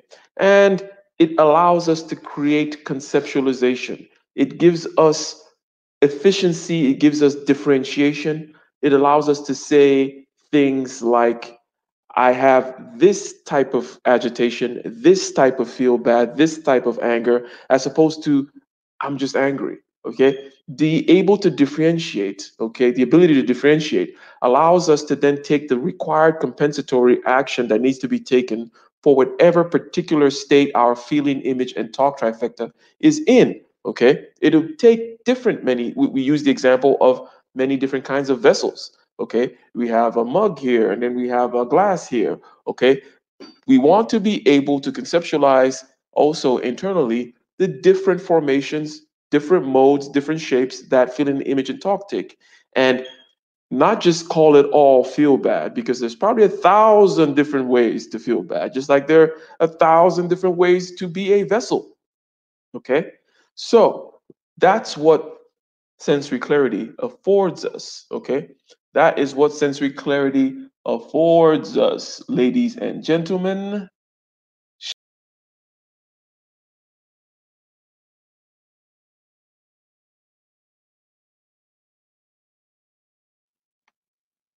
Ladies and gentlemen, welcome, welcome, welcome. Welcome, one and all.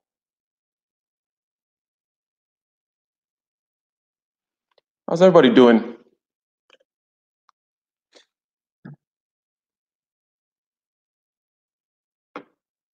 That we're taking the right kind of actions and getting the right kinds of results, ladies and gentlemen. Cheers.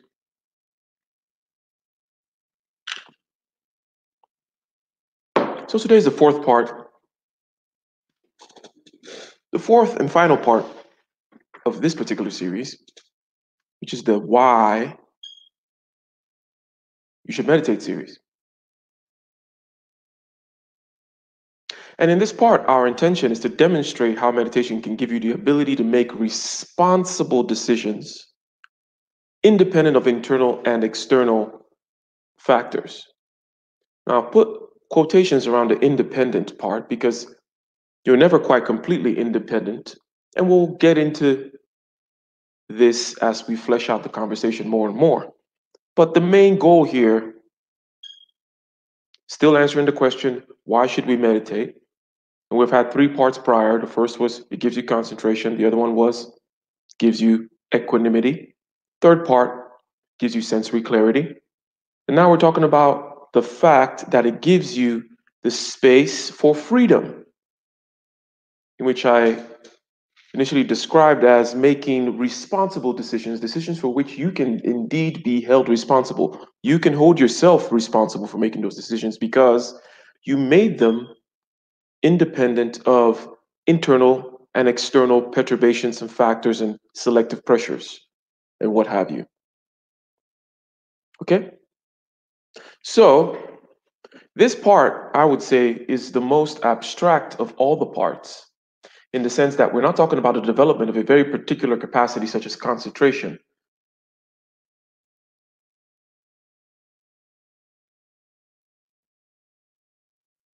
Equanimity, sensory clarity. These are very specific capacities.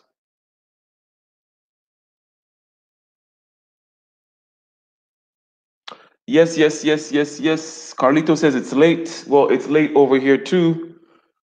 It is past midnight over here as well in Accra, Ghana time. So, ladies and gentlemen, I'll be sharing my screen as usual. And let me restate again the simple sentence today. The simple hypothesis is that meditation gives you the ability to make responsible decisions that are independent of internal and external perturbations and so on and so forth. This should be a fairly simple stream, I believe. That's what I say about all the streams. That's what we say about all the streams. And then we get into all kinds of tangents and side streets, rabbit holes, and what have you. But basically, the idea here is we're going to talk about what this space for freedom entails. And the reason I call it abstract is because we're not talking about a capacity. Space for freedom is not like a capacity per se. It is a description of a mode of operation that results from the developing of these capacities. Let me get a one in the chat if you understand what I mean when I say that this particular part is abstract because we're not talking about a particular capacity, such as concentration, okay? You can exercise concentration, and here's why concentration is good. You can exercise equanimity, here's why it's good. Exercise sensory clarity, define it clearly, here's why it's good. This one, the space for freedom, it's not a particular capacity. It is, however, an abstraction of a mode of operation that results, which we'll describe, a mode of operation that results from the exercise of these particular capacities vis-a-vis your subjective consciousness and its interaction with the internal state and the external state, your ability to make decisions and be independent, if you will. Does any of that make sense? Or we smoking crack?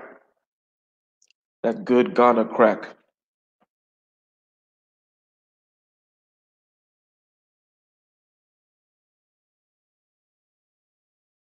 So let's go ahead and get into it. Space for freedom. What is this freedom we're talking about? As usual, we throw some words around, we flesh out the hypothesis itself. we flesh out the concept that we're trying to describe, and we'll talk about why it is useful, the domains in which it is its utility, in which its utility lies, where it consists in, and so on and so forth. So, the word presence, agency, and power. Let's start there. And it seems like, let me go ahead and fix this. Okay, it's back up. So, presence. The first three parts talked about sensory clarity, equanimity, and concentration. If you have concentration and you have sensory clarity and equanimity, these, when active, describe the state of presence. We have heard many times it said to us or to others, or we've probably told other people to be present. And we do know the state of being, quote unquote, distracted, not being present. In order to have this freedom that we're talking about, the presence is the space that we're trying to describe. That presence gives you the space in order to have the freedom, and we will describe it further. If anything is not clear, let it be known. So again, the first three parts are concentration, sensory clarity, equanimity.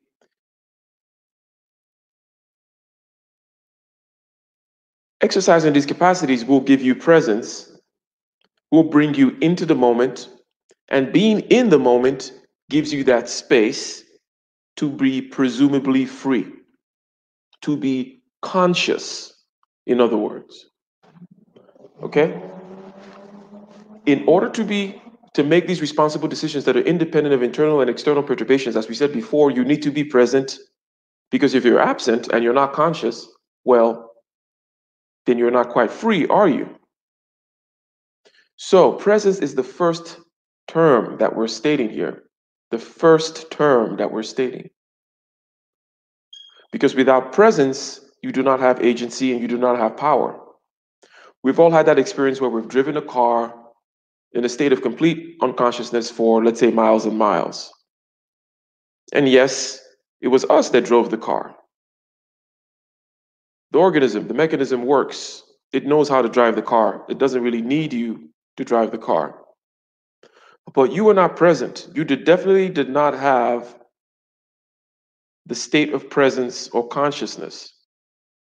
So you did not have space for freedom, space in which you can presumably make choices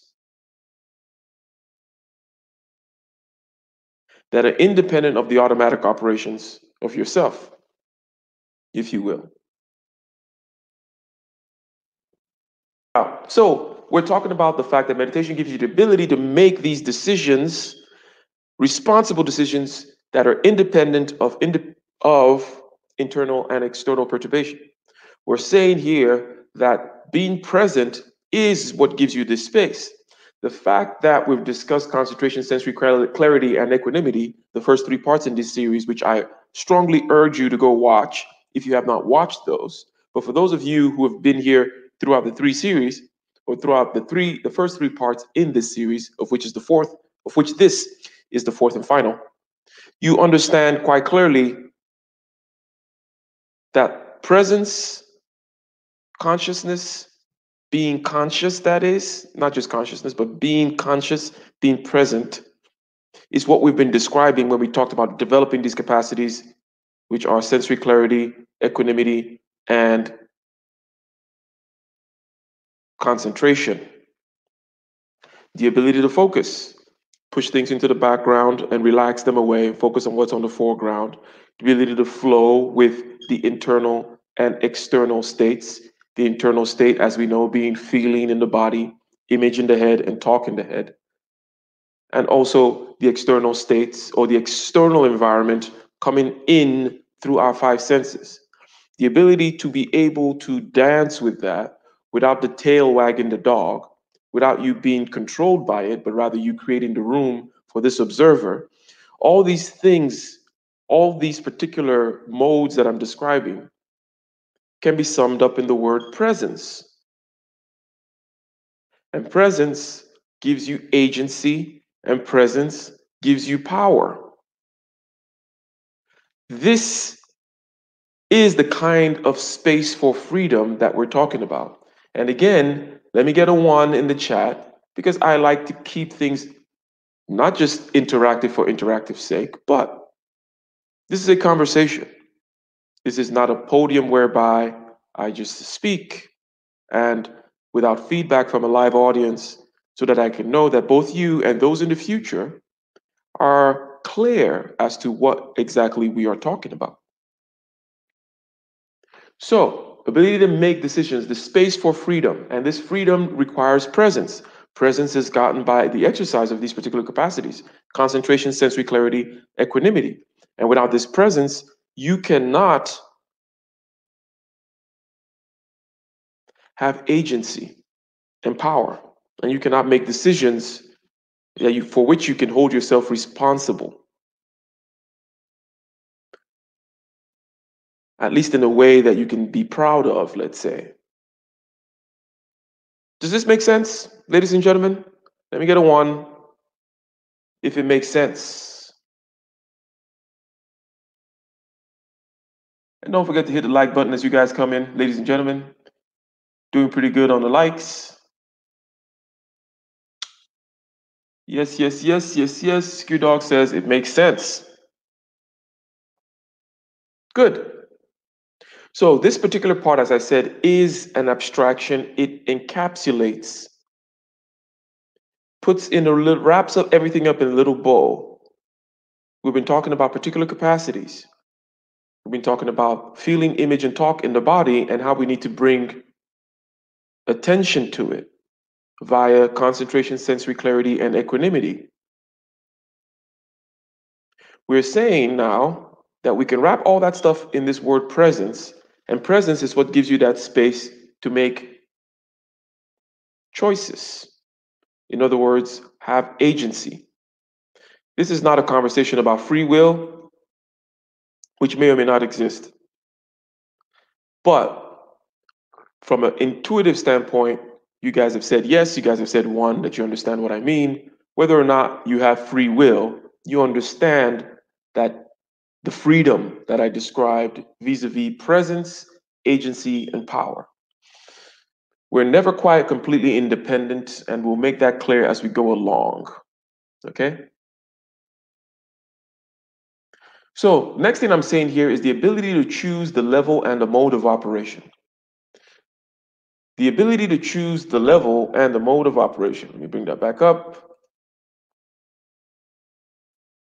Here is what I mean by that. So, in all these videos, we've been talking about sensory clarity, equanimity, concentration. And we've been talking about using that to observe your subjective consciousness. We have broken down your subjective consciousness into 3 aspects that are relatively independent of each other, but all interact. Being feeling in the body, image in your head, and talk in your head. In other words, mental visions. You start getting perturbed, okay? So let's just describe a situation, because I like these videos to be relatively independent, even though they're in a series, but they're so long that we need to refer back to material that has already been covered. Plus, everything is all one nice little ball. Your subjective consciousness in these particular capacities, and the freedom and the presence and so on and so forth, is one nice little ball. So it makes sense to traverse the circumference of this ball each time we say certain things. So I'm just going to give another example. For example, we've been talking about anger or feeling bad and so on and so forth. And we say that any particular subjective experience you have, any phenomena whatsoever that will ever happen to you from your birth till you end up in the coffin, is going to be displayed in feelings in the body, image in the head, and talk in the head. And there is nothing else that you will ever experience. So let's say now you're a little dehydrated. So there's a feeling in the body. You may not even be able to sense it yet. But then it manifests itself by certain images in your head that start making you angry, let's say about something your mom told you last week or 10 years ago, or your ex from high school, or starts making you feel self-conscious about something stupid you did a long time ago. Okay? And that image in the head will cause more feeling in the body. And then there's certain active responses. Let's say you start clenching your jaw, you furrow your eyebrow. Okay? This will put more feeling in the body, reinforce the images in the head, and talk in the head. Or you feel certain intuitions or certain feelings. Let's say in a novel state, you have certain anxiety. Anxiety is in the body. You have this sharp feeling, let's say butterflies in your stomach. We've all heard that one, right? We know butterflies in your stomach. Butterflies in your stomach come up, a little bit of the heating up of the temples, maybe a bead of sweat starts forming here, and then images in the head are running.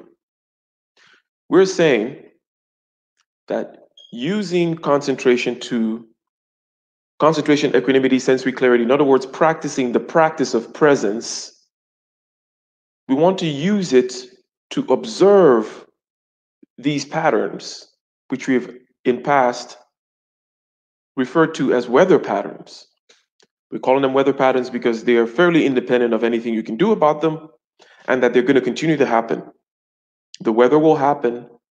The planet needs the atmosphere, and the atmosphere will do atmosphere stuff. You as an organism will do feeling, image, and talk stuff. That's how you're built. It'll continue to happen. But you can be a thermometer, a barometer, and a windmill. In other words, an observer, a watcher, with a dashboard that measures, engages, and therefore is not moved by these things, but rather watches them. We have certain feelings, like we have certain statements that allude to this, such as being in your head. If you're in your head, that means there's something about you that can be separated from your head. We talk about being in your feelings. If you're in your feelings, then there is a part of you that can be separated from your feelings. In other words, you can be out of your feelings and out of your head. So feeling, image, and talk. Now, I'm talking about the modes of operation, being able to choose the modes of operation. I went through that particular meandering diatribe in order to say this. Let's just call one state of operation as complete unconscious, being in your feelings and being in your head. Let's state that that is one mode of operation. Okay? You're completely unconscious. You're seeing red. You're completely angry. You don't know what you did. You don't know what happened. Almost like being blackout drunk. So that's one mode of operation, whereby you're completely unconscious, completely in feeling, image, and talk. And then we said, hey, we can choose to step out of that and choose a second mode of operation, which is the temperature gauge, the pressure gauge, the wind speed gauge, observing the weather patterns, observing the dashboard. That is another mode of operation, whereby you are watching you happen. It gives you a different mode of operation. There can be another mode of operation. It is my contention they're like infinite in terms of, it's like infinite regression. Number one, your pure feeling, image, and talk. That's one mode. Number two, you can watch feeling, image, and talk. Number three, you can watch the watcher. Number four, you can watch the watcher of the watcher, and so on and so forth. Let me get a one in the chat if this makes sense, vis-a-vis what I mean by the modes of operation. The base mode of operation is you are just pure feeling, image, and talk. You are purely unconscious, okay? Pure feeling, image, and talk, purely unconscious. And then number two, you can stand back and you can watch the dashboard, but you can even create another space whereby you're watching the person who's watching the dashboard. And you can go on and on and on and on and on and on forever. in that mode. And over here, I say it's like Russian nesting dolls. And I'm going to describe a little bit further how this could be possible. What do you mean, watch the watcher? The first step is easy, let's say. And yeah, I was doing some calculations earlier.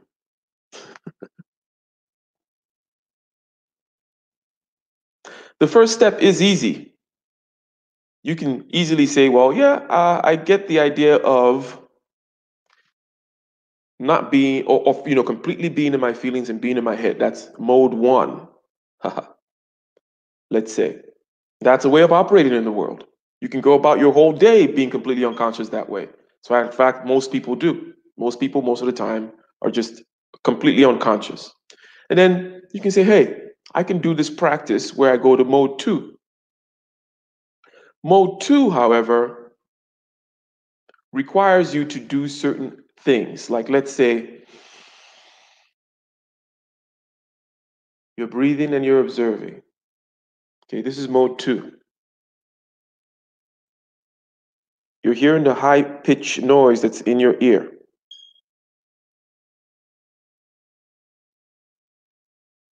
You're watching the shallowness and the depth of your breathing, or you're perhaps controlling that a little bit and using it as a means of checking the feeling in your body.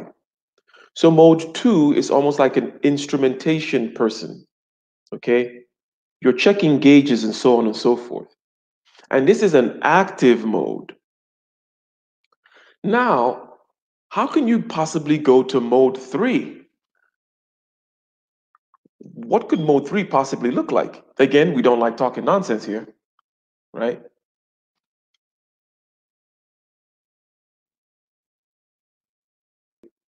So basically, I describe mode one, unconscious, NPC, in your feelings, in your image and talk. Boom, we know that. We know that. We know that mode. Mode two, having gone through these videos now and also having lived a certain amount of time on this earth, we know that we can step out of mode one and watch feelings and not necessarily act on them. We can watch image and talk in the head, not necessarily act on them. We talked about being able to then create concepts, being clear as to how feelings, image, and talk interact with each other, all the different modes, all the different ways in which they create your experience. Because whatever you experience comes in feeling, image, and talk. But feeling, image, and talk, therefore, has many, many, many different arrangements, kind of like this kaleidoscope. And the more you're able to observe it, the more you're able to see all these different arrangements. So that's mode two. But how can you watch the watcher? Okay, so mode two is the watcher of the feeling, image, and talk kaleidoscope. Well, how can you watch the watcher? Well, it's simple. It happens automatically. The more you practice something, the more your unconscious takes over. What do I mean by that? I mean simply that the more you practice mode two, the more you can do mode two without taking up your conscious attention. Again, we're talking about choosing the mode of operation. We say your operations are like a Russian nesting doll, and I believe that they're infinite. In other words, you can create an infinite number of watchers. Mode one, you're unconscious, you're an NPC, non-player character, like in a video game. You're completely controlled by the matrix, feeling, image, and talk matrix. Mode two, you step up and you start watching feeling, image, and talk matrix. Mode three, you've practiced the watcher so much that you can outsource the watcher to your unconscious. In other words, you're now just operating more unconsciously, just like you can outsource driving. When you first learn how to drive, it's very conscious, but later you outsource it to your unconscious, just like riding a bicycle. You don't know how to tell anybody how to ride a bicycle. No one can indeed tell anyone how to ride a bicycle, right? Because you're not the one riding the bicycle. It's been outsourced to your unconscious. The unconscious just needed to fall a few times and then it figures it out. So same thing here. You can step from mode one, which is unconscious, feeling, image, talk, to mode two, watching the feeling, image, talk. And if you practice your concentration, sensory clarity, and equanimity enough, they too can now become unconscious. And then you step up to the watching of the watcher, and on and on and on and on and on and on. And the more you can do this, the more layers that you have, the more freedom that you have. But I say you can choose which mode you want to operate in, because, for example, you may want to choose to be in NPC mode. You may want to choose, and it's a legitimate choice, as long as you're choosing.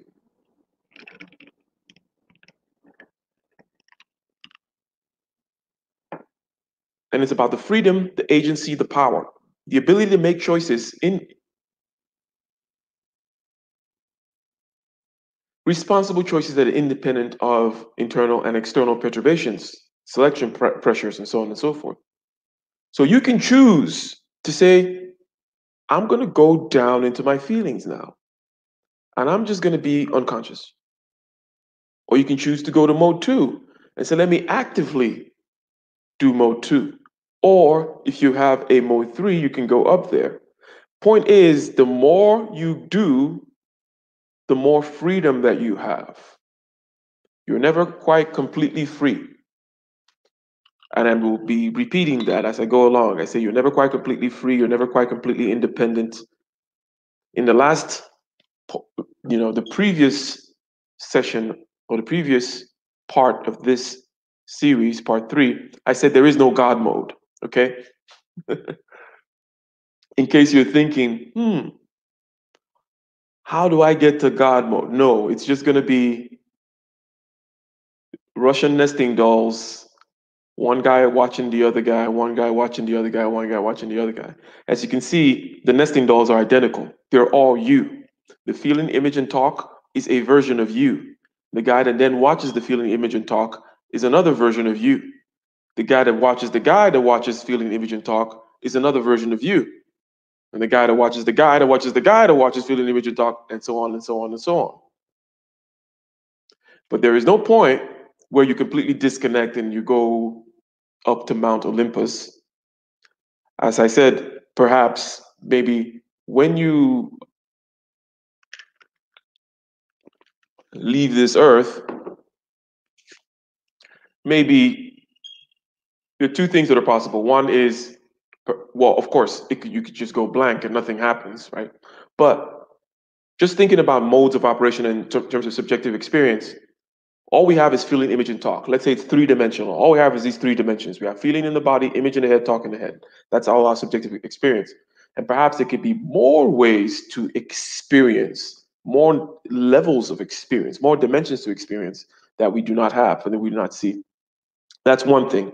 Another thing is that perhaps you can be completely independent and, untangled, right?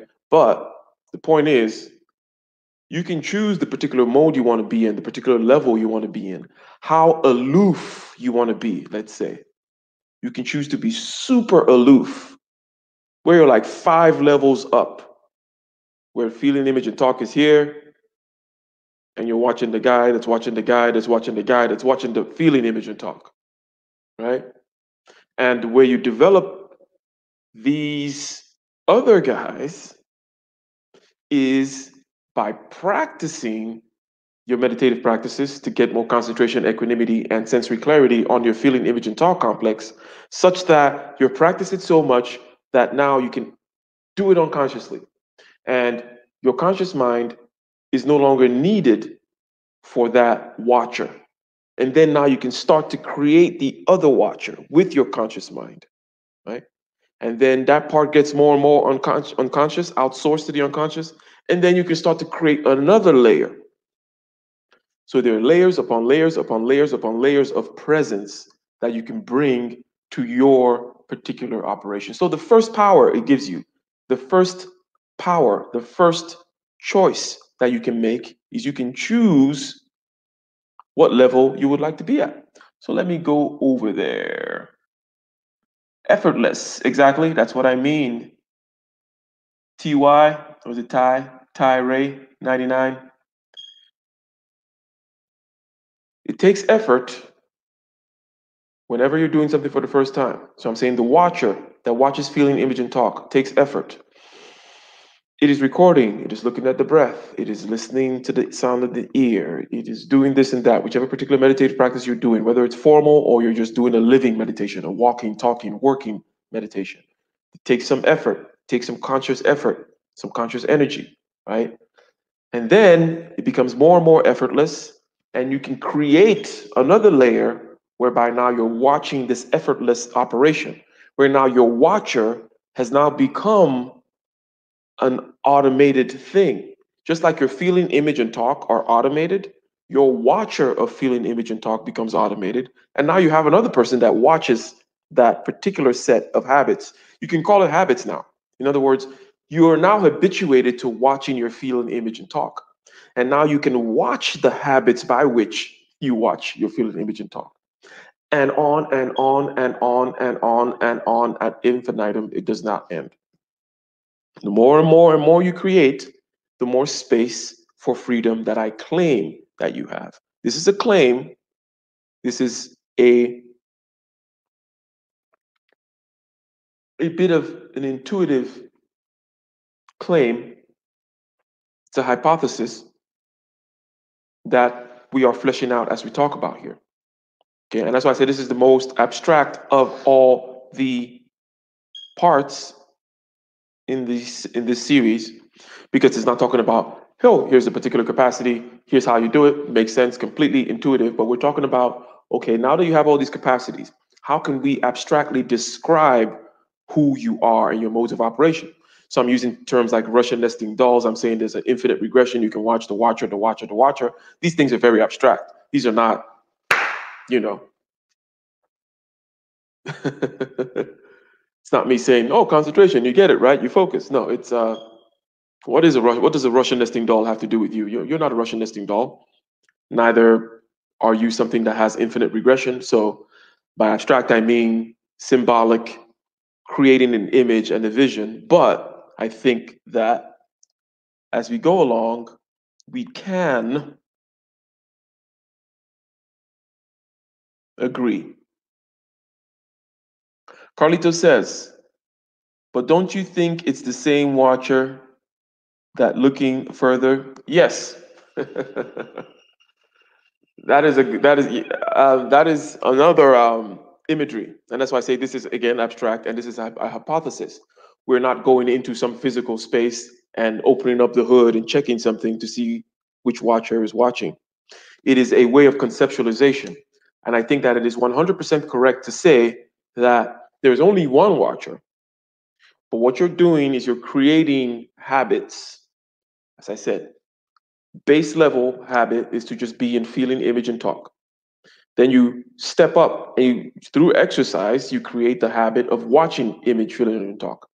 You exercise it so much that it becomes a habit that is automated, fairly effortless, and unconscious.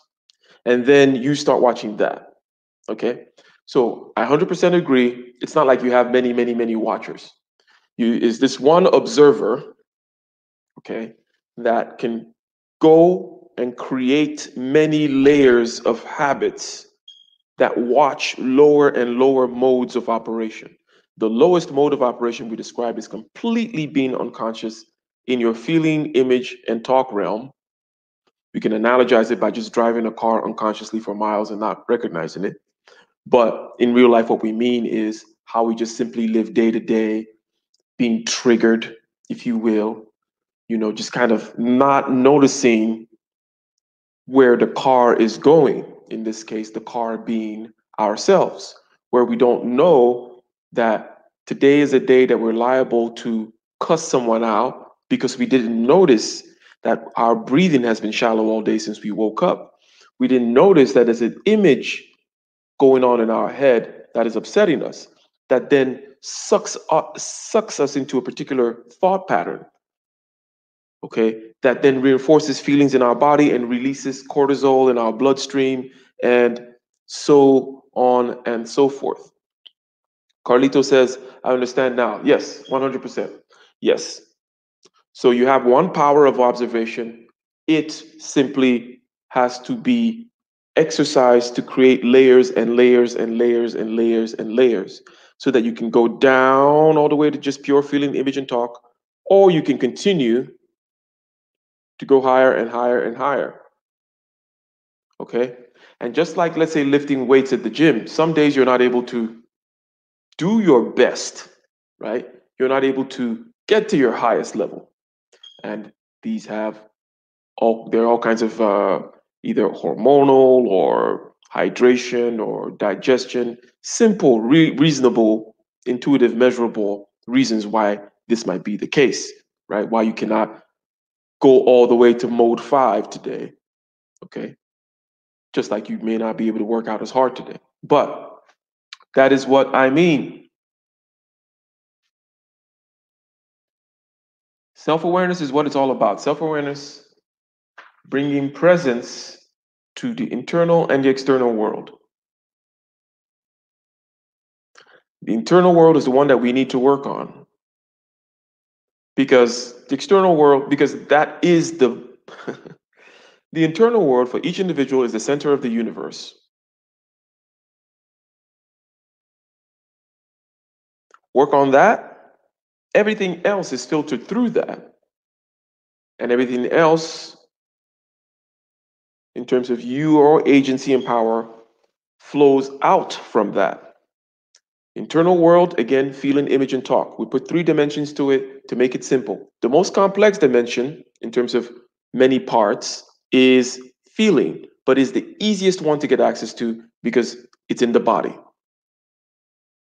Okay? It has many parts because they're internal sensations, which we call emotions and intuitions, right? You have a feeling like an intuition, or you have an emotion, which is a complex number of feelings, like anger, which is the easy one to describe because it's heavy, it's hot, and we know about the heat in the air and the raised heart rate and the clenching and things like that. Easy to get access to the body. However, image in the head and talk in the head is something that people often neglect. Even people who do a lot of meditative kind of practice. Let's say maybe they're just good runners or they're exercisers or they're NBA players, and they get in this, they need to get in the zone, which is a state of high concentration and high relaxation, in order to do these free throws, right? But they may ignore the head stuff. A lot of them actually at the highest levels don't, because they know how to do the visualization thing. They know that visions in your head are just as important. Okay. Just like you need to loosen up your muscles, right? Shake it off. And we can learn very much from dogs in this. One of the first things that I noticed when I started meditating about 20 years ago now was I immediately understood what dogs do when they shake it off. Do you guys understand what I mean? Or have you guys know what that dog thing? They shake off both good and bad things, by the way. So if you pet a dog, which is a good thing, oh, the dog is enjoying it, blah, blah, blah, blah, blah. After you're done, they shake it off. Okay? Let me get a 1 in the chat if you guys understand the relationship between all these things we've described in all these 4 parts of the video and being able to shake off things from the body so that you have space for freedom. Because if you don't shake it off, something is congealing, something is coalescing and binding you. And it could be pleasure or it could be pain. Both good or bad sets of feeling, image, and talk need to be shaken off. You don't get on the roller coaster ride, in other words. I'm not saying, in other words, don't say, oh, I'm just going to I get on the roller coaster ride when it goes up. Well, guess what? It's going to come down too. But the point, and that's why this whole thing about space for freedom, the point is not about trying to avoid bad feelings or trying to chase good feelings. That's not the point. The point is freedom. The point is to get off the ride, okay? So that you can choose to get on and what level you want to get on the ride at, okay? And even dogs and ducks and stuff like that, like after ducks, for example, after they fight, they do all kinds of stuff. they also do the shake off stuff. They flap their feathers and shake it off. And now they're gone. It's gone. Okay. Now they're chilling again. It's all good again. Okay. So in that regard, they're a lot smarter than a lot of human beings, even. Okay. And we've all observed them do this, and we have bodies, so we know what they're doing. That's why we have that intuition that, oh, that's what the dog is doing. It's loosening up the body. So I went on that tangent there to talk about also the mind, that the way you need to loosen up the body, you need to also practice loosening up the mind. In other words, go in there, observe what's going on so it doesn't catch you unawares. Because it's not visible, it's not in your body, we tend to think we can ignore it. But no, you need to go in there, be like, hey, stop. And it's very easy. Where are the images? They're in front of your eyelids, by the way. That's why, or where's the talk? It's in your ear. That's why we say, we hear voices in our head, right? We don't hear voices in our hands. If you're hearing voices in your hands, if you're hearing voices in your hands, then you got some other problems. Keeping things light here, but to get the point across. Why did I say that? I say that because it's easy to use the body as an access point to get into this internal image and talk. In other words, you want to see what the images are going on in your head. It's in front of your eyelids. So you can close it and then just look at that screen over there. Okay? Not always easy to detect. And there are always many, many, many layers. And there's always some that you cannot see, hence the subconscious or the unconscious, right? And you can do this test when you're going to sleep. And when you're going to sleep, you can watch how images in your head drift into dreams, right? So they're always there, and there are always many layers. There's some simple layers about some simple thoughts, maybe just simple images of things you just saw. Okay, that's a given. Those are just kind of reflective images. And then you're going to have, let's say, certain thoughts, maybe an image of someone. Maybe it's an image of your mom or something that's just there in your head. And then there's many, many, many layers, okay, that you cannot see. And then sometimes it's also relatively blank, sometimes it's relatively busy, so on and so forth. But how do you get access to that? It's right there in front of the screen, right? It's not anywhere else. It's not in heaven. Okay? Where are the voices? They're right here in your ear. So you want to hear them? Stop. And listen to the ringtone. We all know what the ringtone is. We all have a ringtone. It's like a dial tone. For those of you old enough to pick up the old phones, there's always a dial tone. Our ears have that dial tone. You guys all have it. I have it too, right? You listen to the dial tone. That way you know you got access to your ear. And then see what mumbo jumbo is going on internally. It could be songs. It could be whatever. It could be things that are urging you to enunciate them, like complaining about how you've been wronged or something like that, right? You need to watch those things carefully because they will throw you off just as much as a creak in your neck will throw you off. So as you want to shake things off in your body,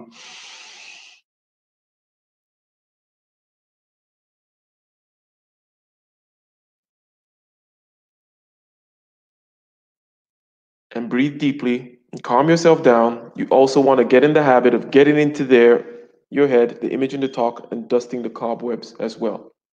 So we so far in this particular first slide have put a nice boundaries around this space for freedom.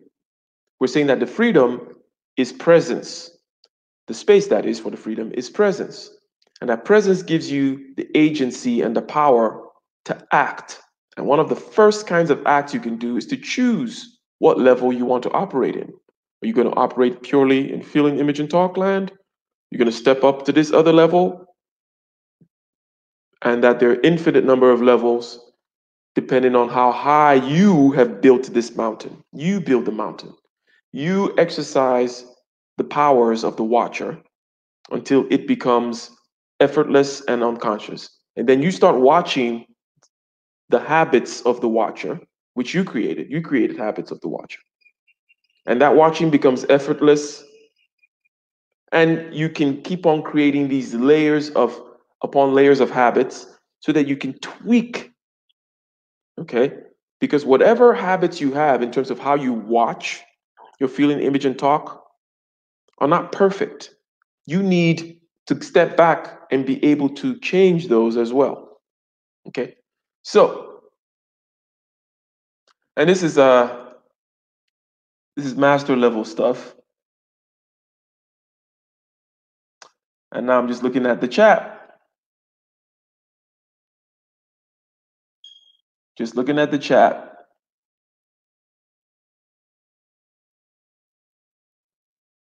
Yes, yes, yes. William Brown says we are both our best friend and worst enemy through our perceptions. Yes, yes, yes. And as I said in the last thing, you want to be able to, whenever you're feeling bad, or good, by the way, because here's the thing, feeling good is like a bonus in two ways. Number one, enjoy it while it lasts, right?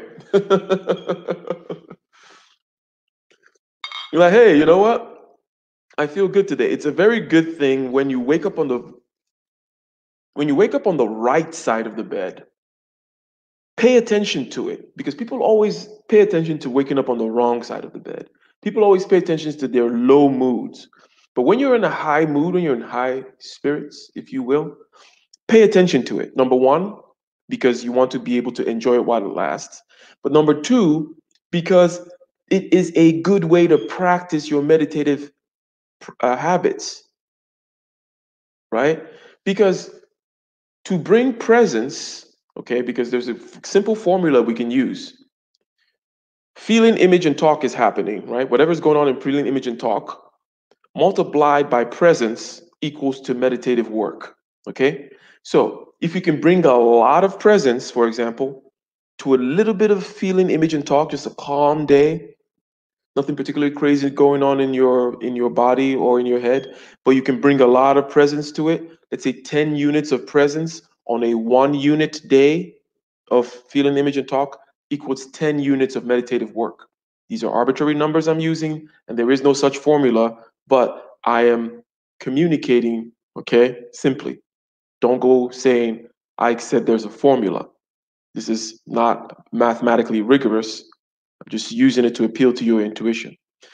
I would say also conversely, if you have a 10 day, a high day of a lot of perturbation in the feeling, image, and talk, if you can bring 1 unit of presence to it, you're still doing 10 units of work. Let me get a one in the chat if you understand what I mean by that. I'll repeat that presence multiplied by whatever's going on with you in your feeling, image, and talk, presence times that equals meditative work. If you can have a calm day and you can bring 10 units, okay, one day, a day of 1 unit, and bring 10 units, okay, I'm seeing ones in the chat, 10 units of presence, you've done 10 units of work. Or you can have a hectic day, but if you can manage to bring 1 unit of presence into it, 1 unit of concentration, sensory clarity, and equanimity to that, you're doing the same amount of work, okay? I say that to say this. When you have a day that is full of joy, it is easy to observe. So if you have a 10 unit day, but it's all good vibes, use it. Okay? That's your best friend. Because when you want to develop that capacity, because you want to develop your capacity, right? Because you're going to need it on that day when it's 10 units of agony.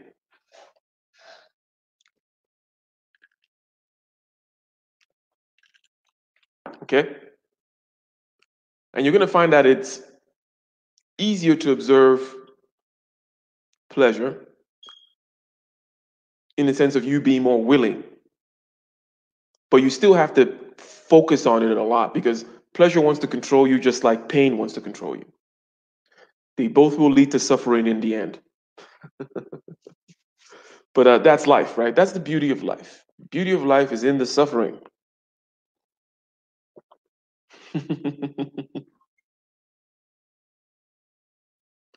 So, Let me see here. Be glad of the perturbation. Indeed, indeed, indeed.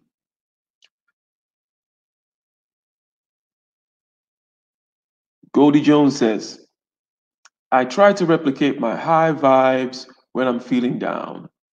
That way, I do enjoy my good feelings and experience them to the fullest. Another reason why you want to be able to pay attention to your good feelings is that you want to notice the arrangement, the particular arrangement of feeling, image, and talk. As I said, since there's so many kinds of experience that you have, well, they're not so many actually, but but there are many arrangements of feeling, image, and talk, right? You want to build concepts of them. You want to know, just as I said in my previous video, that there are many different kinds of feel bad. There are also many different kinds of feel good. And the more you get familiar with this, okay, the more you're able to say, well, this is a water glass and this is a mug. And that over there is a pimp cup and this is a chalice and this is on and on and on, right? By noticing, by bringing awareness to them, because they have different forms. In this case, they'll have different shapes, colors, textures, forms, and so on and so forth. All these things that I described are all vessels. Cup, mug, chalice, stein, glass. But they're all different. So you want to know when you're having a cup good day versus a chalice good day versus a glass good day. Same thing you want to know when you're having a pimp cup bad day versus a stein bad day versus a mug bad day, because they're all different. And the more clarity you have on the type, the more you're able to know the compensatory actions to take. Okay? Hence this whole space for freedom.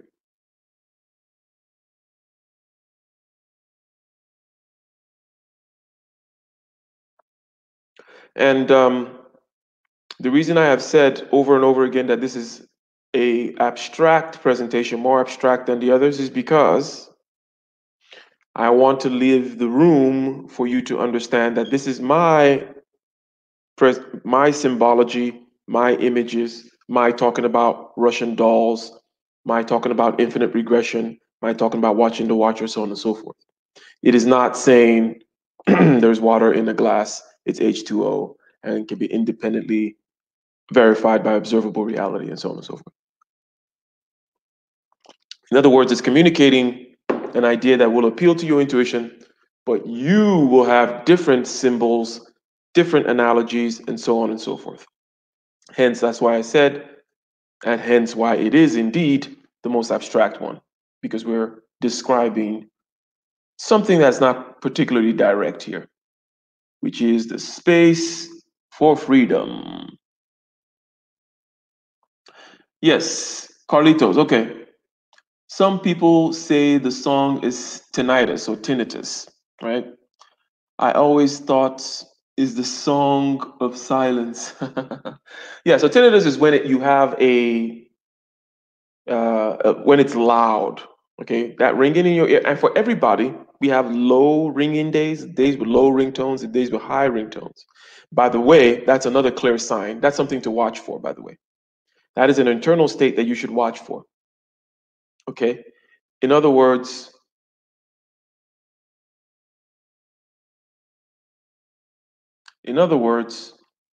there's a big difference between a day when there's a heavy ringing in your ear versus a day when there's low ringing. Let me tell you this, okay? And the thing is, even movie makers know this. And perhaps I'm going to go somewhere you may not be expecting. Let me get a one in the chat if you understand the scene I'm about to paint. In many movies, okay, many movies, and perhaps the recent example that comes to mind is the Joker movie, okay? When something of very high intensity is taking place, okay, I think it also was used in this particular trope was used in the Godfather movies. Okay, so someone is in a high intense state and they just shot somebody, or they just watched somebody get stabbed. A lot of times the movie maker will play that tone that you hear in your ear, okay? They'll play the tone. The sound goes up like, wee, and you can sense the characters in a high state of agitation. The Joker, when the Joker in the Joker movie shot those people in the plane in the subway, that was the sound that was playing in his head. Similarly, in many other movies where they try to display a very intense state, they play that sound. You two, having lived in a body for a while, know that a high sound day is a little bit more intense in terms of that ringing in your ear than a low one. Okay?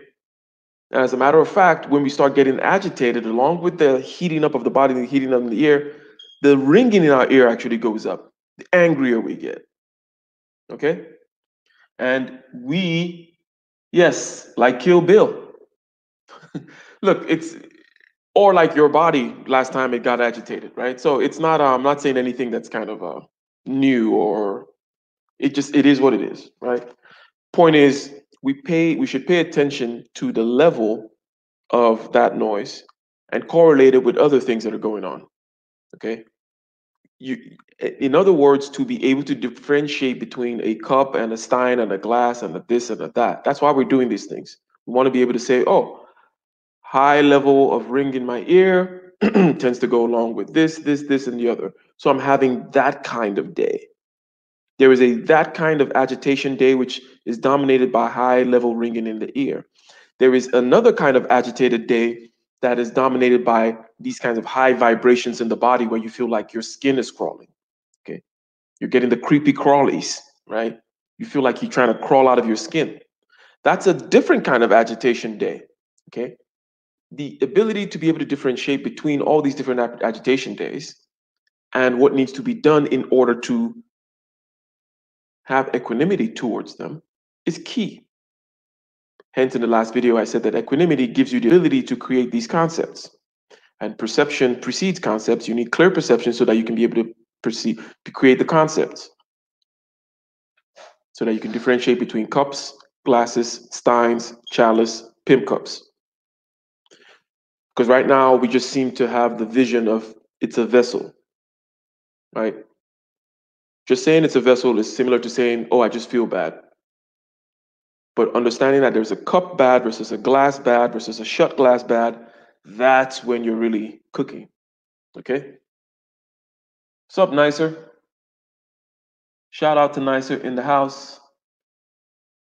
The blood vessels throbbing. Exactly. Blood vessels throbbing in there in the ear. You might hear that along with the high-pitched sound as well. Blood vessels throbbing in the ear. Yeah, it's a good trope that movie makers use as well to kind of signify the state that the person is in, because we know these states, right? Saving Private Ryan. In many movies. Yes, yes, yes. Yes, yes, Young Swift.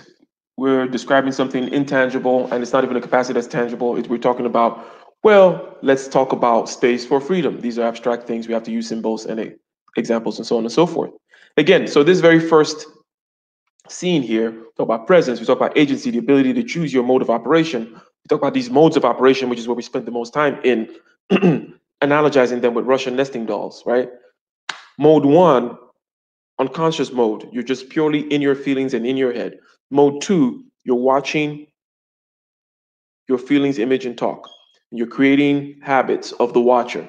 Mode three, you have habituated the watcher so much that it is now a habit. It is now an unconscious thing that happens effortlessly.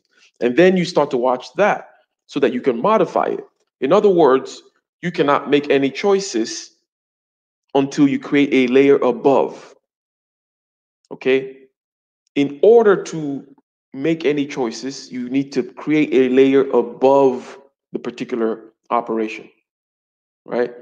You're trying to have choices regarding your feeling, image, and talk, so you create mode two, which is the person that watches it, right?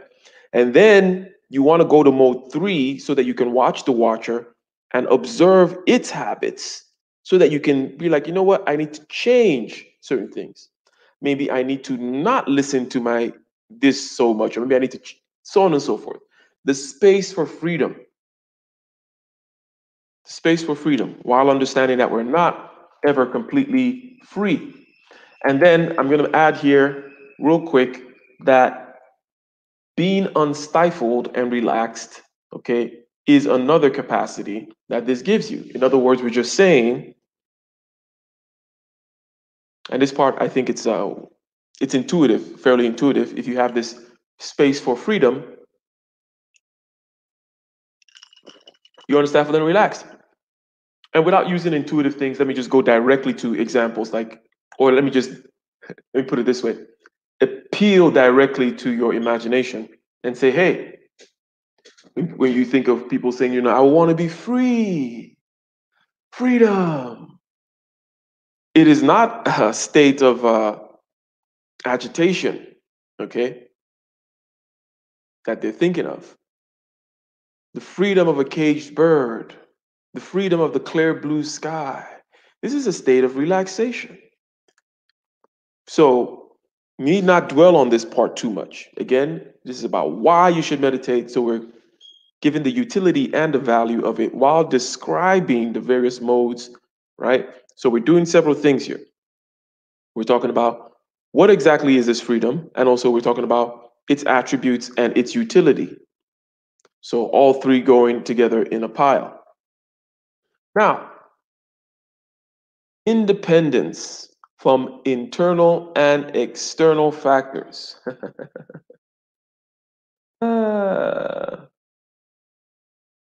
This one is a pure utility in terms of, and this is what we started out talking about, just a restatement of the hypothesis that this particular capacity, which is meditation, working on the capacity of meditation, which we have broken down into just three parts, which is concentration, sensory clarity, and equanimity.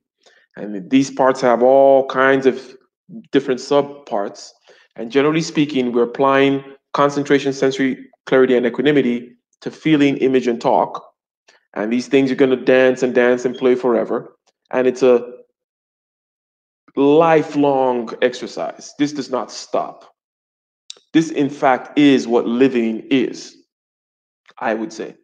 The human life is concentration, sensory clarity, and equanimity brought upon the animal instincts, manifesting itself in feeling, image, and talk. Everything else is subhuman. And you can live a subhuman life. As a matter of fact, most people do, right? Most people live a subhuman life, or at least for a certain part of our lives, we live a subhuman life as well. One of the things we mentioned here is that you can choose to live that superhuman life, but first you need to have stepped above it. When you step above it, you can choose to dive in and become an NPC again, a non-player character. But you can always step out again. But if you are just a non-player character the whole time, completely absorbed in your feelings and absorbed in your head, without knowing any of this space for freedom, then that's really a non-human life.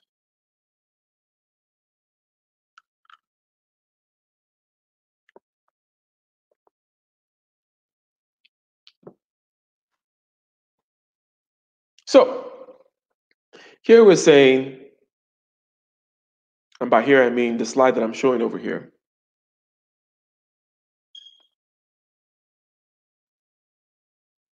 We are saying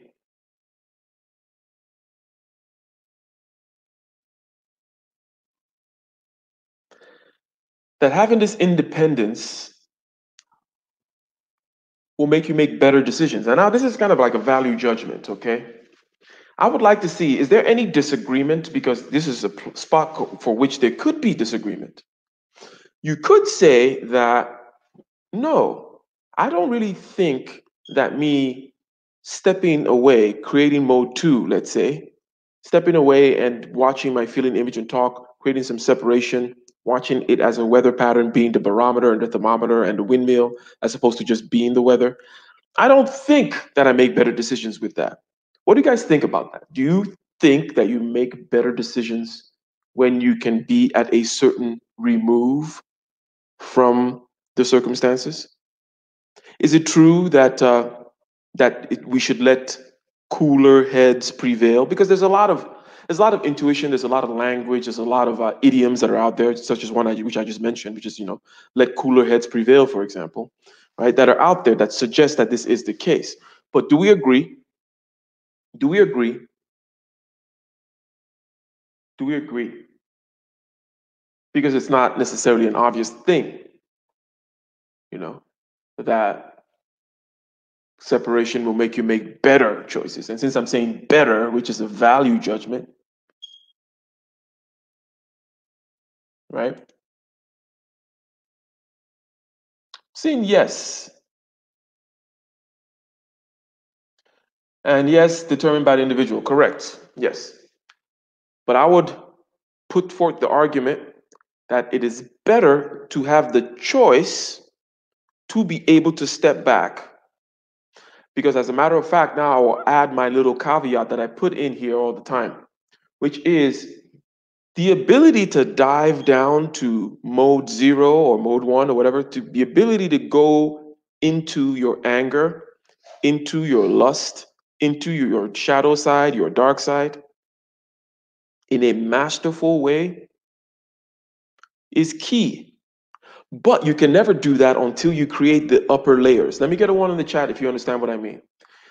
You need to be able to pick up the knife of anger or the whatever of lust or whatever little crazy arrangement of feeling, image, and talk or capacity that we have in an animalistic form. You need to be able to go down there and do it well. But being a master of the knife requires that you have actually created levels above the knife, and then you can come down, grab it, use it, and go back up. Okay? So it may be the case that you like to be down there in knife fights all the time, but you're not going to be very good unless you have that space for freedom. That part I will say, I will insist upon. That part I would assert. That part I would argue. Hence, choosing, being able to go with, I want some space from this, or I want to just go into the heat of the moment with this. I want the smoke, as they say, right? You can be like, you know what? It's all smoke today. It's a smoke show. I'm not going to put any checks on myself. I'm just going to go full unconscious. My argument is you can do that stuff better, a lot better, if you've created levels above, So, and like the book of Ecclesiastes says, or the song, there is a time to kill, a time to steal. There is a time, okay? There is a time for going mode 0 and going just full crazy. SOBC says, quick question, Ike. Would you share your inner battles, good and bad thoughts, with the outside world? Are you asking if it's a good idea to share that, or are you asking me to share mine?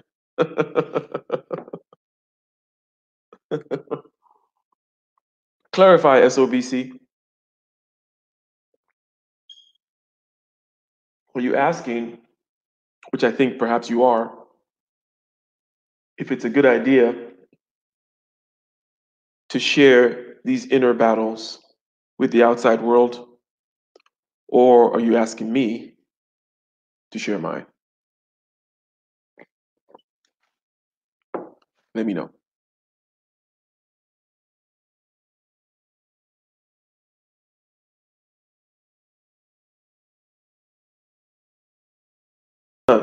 Now,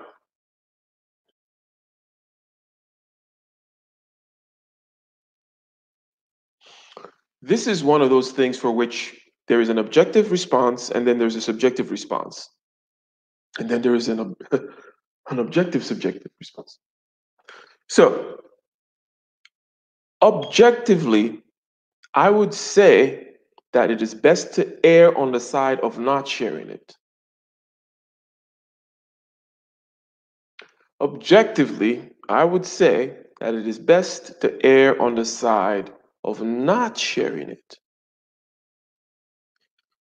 Now, when do you share it then? Because you share it when it is an aid to persuasion.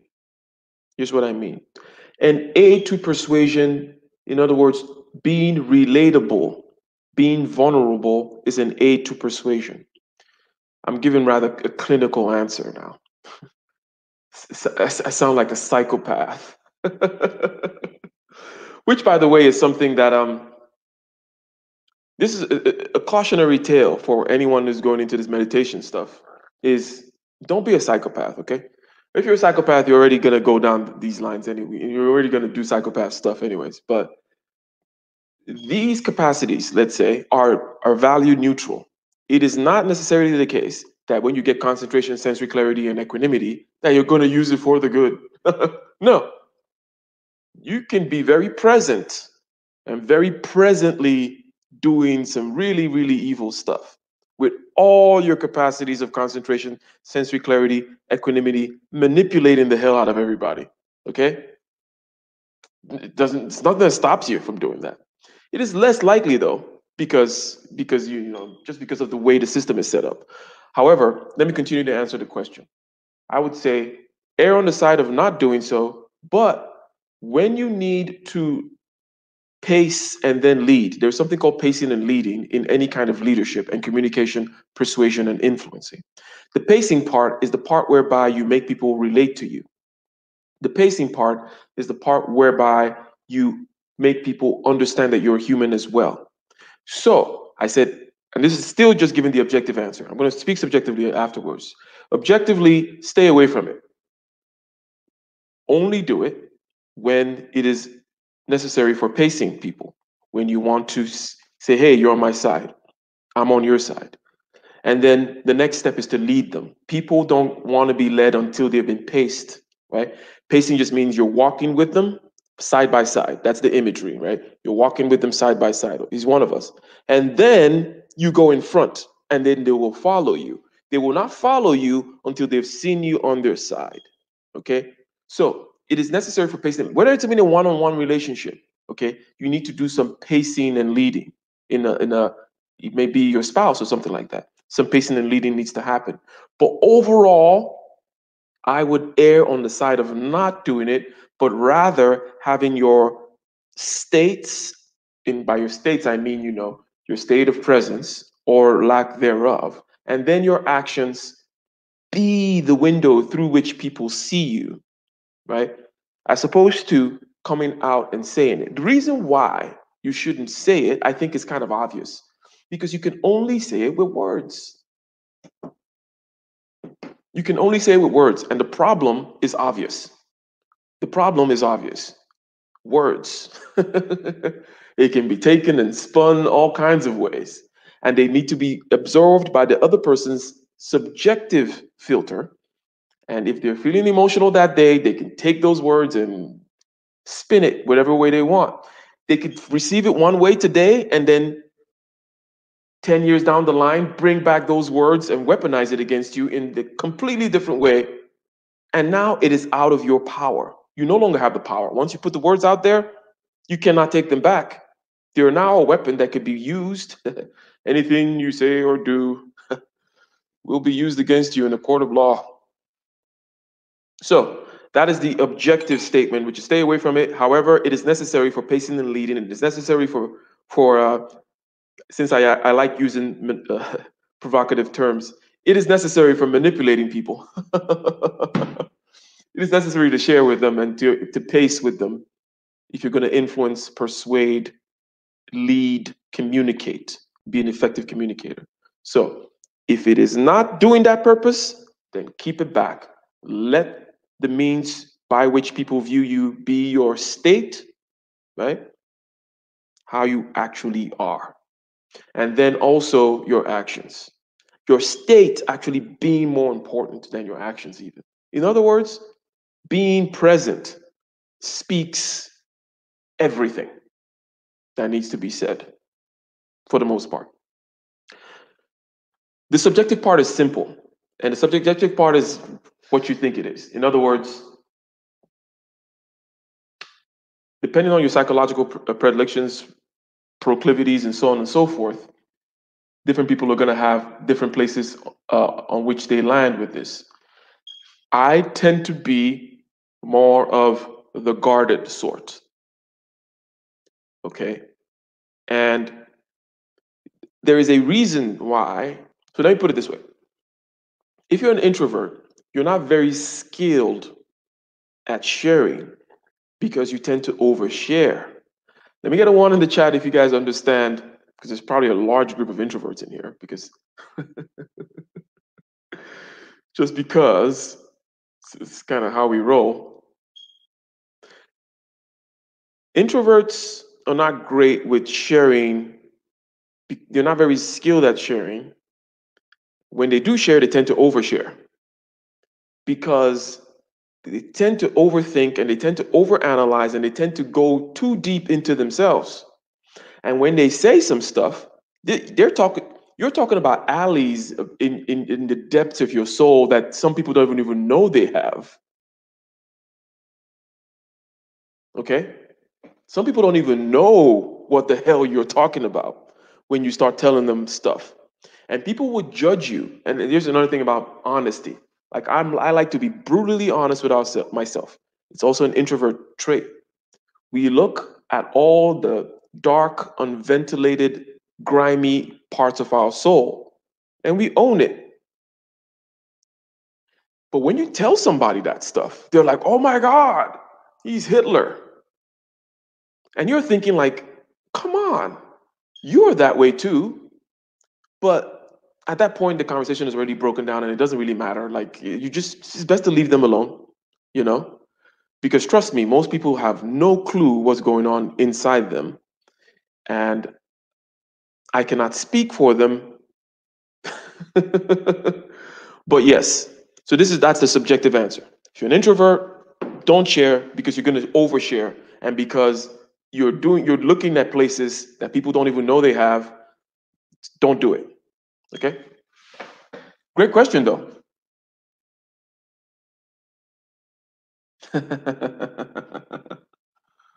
Tavana Perry says, "You're being transparent right now, and I find it beneficial. I think the key is to only be transparent when comfortable." For sure. For sure. For sure. But I've definitely learned the hard way that not everyone is as brutally honest with themselves as I am. And when you tell people some things, they cannot even fathom. Yeah. They think they don't think these thoughts, right? The people who literally think all they have is good thoughts, you know? They think they never think bad thoughts, which is just crazy. It's almost like saying, there are never any clouds in the sky. It's like, no, you don't think those thoughts. The thoughts happen. There's good thoughts happen and bad thoughts happen. For you to claim that you don't have bad thoughts or not able to receive, now I'm chastising those people, okay? Not being able to either perceive the dark side or not understanding when someone tells you the dark side and you thinking, oh my God, you know what? That's just showing your lack of consciousness because we all have it all in there, okay? From the highest heights to the lowest of the lows. And I tend to think that the lows are more common than the highs. In other words, the low, dirty, ridiculous thoughts, the murderous thoughts are more ubiquitous and universal. Okay, but not everyone is thinking Mother Teresa thoughts, but everyone is thinking murderous thoughts. Okay, everyone has killed somebody in their mind. But some people just act like, I never, which is trash. And those people are not free. So the freedom is what we want. We want the freedom to see every alley, every blind spot, everywhere in this mansion of feeling, image, and talk, which is the entirety of our subjective consciousness, and so on and so forth.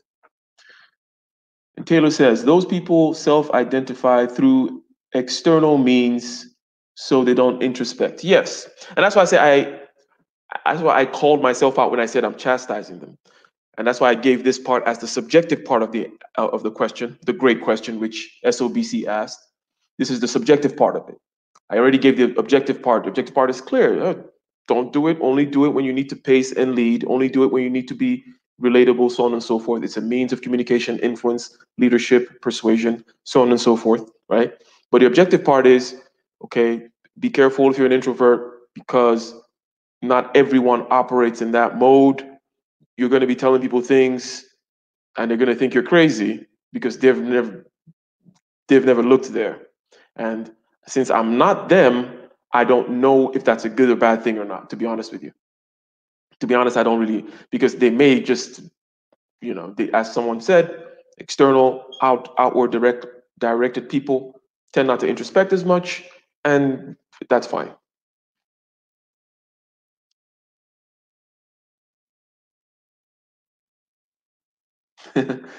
Yes, I think I was reading a book earlier that says, a thought murder a day, is good for your it's good for your psychological health.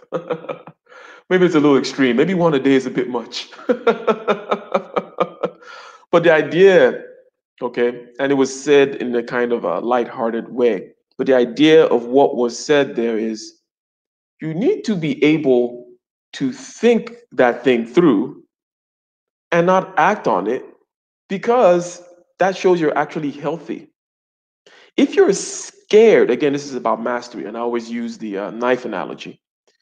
If you're scared of touching a knife, that doesn't make you a safe person. It makes you dangerous. The safe person is the person that can pick up the knife and juggle with 5 knives. And you guys know what I'm saying, right? If you can pick up 5 knives and juggle with them, you're a lot safer than someone who never wants to touch a knife.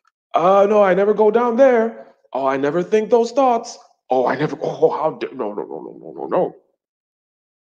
That person is very dangerous because when it comes to knife time, which there's always a time for stuff, and knife time will come, they will kill themselves and everyone around them, and they're absolutely useless. But the person that can juggle with 5 knives, they're who you want on your side when it's time for a knife fight. Okay? Same thing with internal stuff. The people who are always avoiding they have their soul is filled with blind alleys.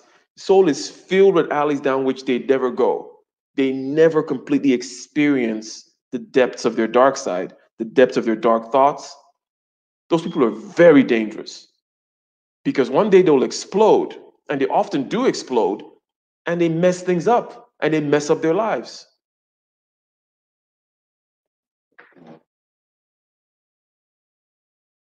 So go in there, go to the dark alleys, look at it, become familiar with it, laugh at it, be like, ha ha ha ha ha.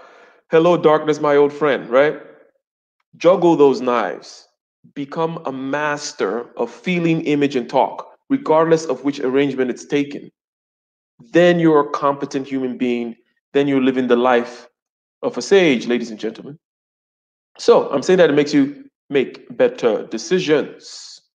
And then we go further. We're saying social connections and ability to influence.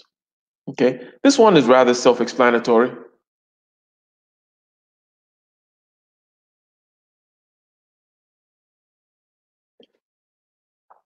So this last part is rather self-explanatory and I think intuitively understood. Just like we talked about equanimity, it's literally cool. Cool, calm, collected is socially attractive and appealing. It works. Okay? And for you men out there,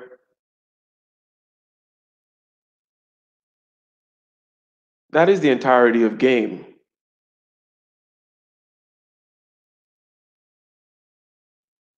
The entirety of game is equanimity. The entirety of game is concentration, sensory clarity, and equanimity. Presence is attractive. The space for freedom is attractive. it puts people, and vis-a-vis the most popular video on my channel is the video whereby I said, be the most comfortable person in the room. One of my bicycle ride chats. If you're the most comfortable person in the room, you make other people comfortable. But let's just say you're not the most comfortable person in the room, but you at least want to be as comfortable as you need to be. I said be the most comfortable person in the room because I was talking about giving a presentation, influencing, selling, persuading. And if you think I don't use my Jedi mind tricks when I'm out there selling, of course you would be wrong. You Jedi mind trick them all the way to the bank.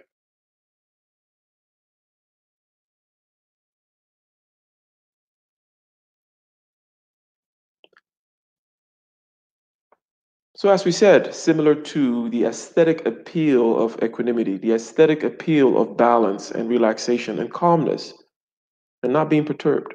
Same thing here. Presence, okay, that's space for freedom.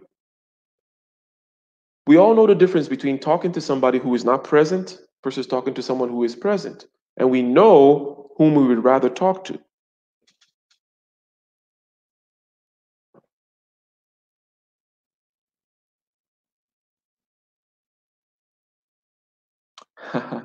And Young Swift says, for my introverts out there, don't become a sociopath either. LOL. Indeed. Indeed. Yeah, don't go crazy. But basically, this is the last part. Okay? This is the last part of the last part, which is that there is a social appeal to all of this. And it makes you appealing to be around. Rather be around the person who is present while we speak with them. They, in turn, have a big effect on us. They can actually influence us more. Okay? And this goes to my point about, look, if you think Charles Manson didn't have some of these powers, wasn't able to be calm and concentrate while he was manipulating, you're mistaken. Hence the caution, just like Young Swift said, this is not something that inevitably leads to the good.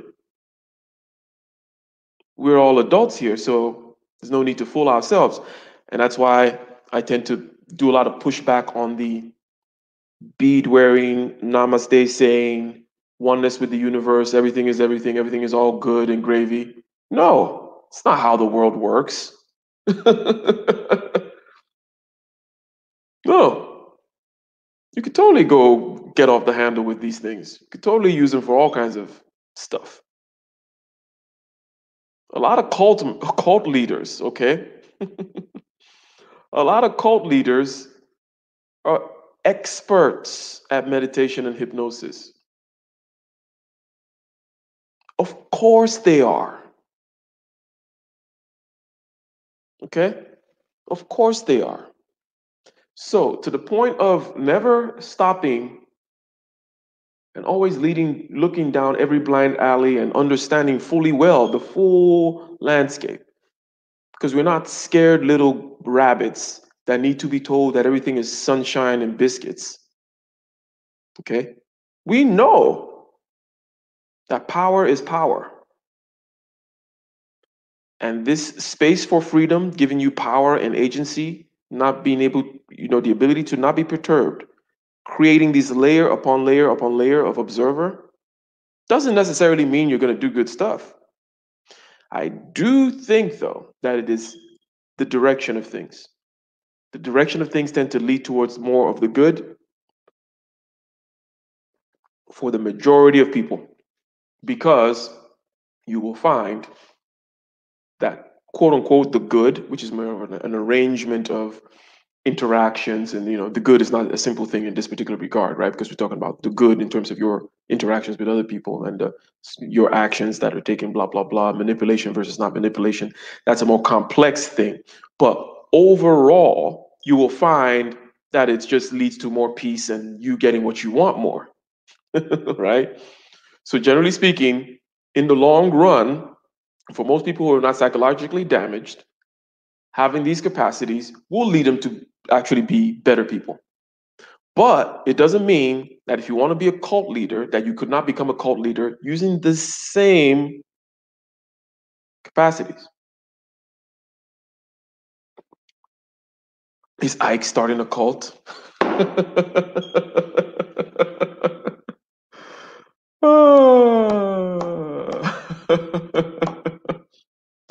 Belvy says, so are religious and political leaders. Yes. So if I start a cult, it will be a cult where I tell you I'm starting it, right? We're like, yeah, I'm starting a cult. So we can all be there. We'll call it, I don't know. We'll come up with a name for it. Oh my God. So this is it, ladies and gentlemen. This is the end of the series, and I hope you enjoyed it. I hope you did.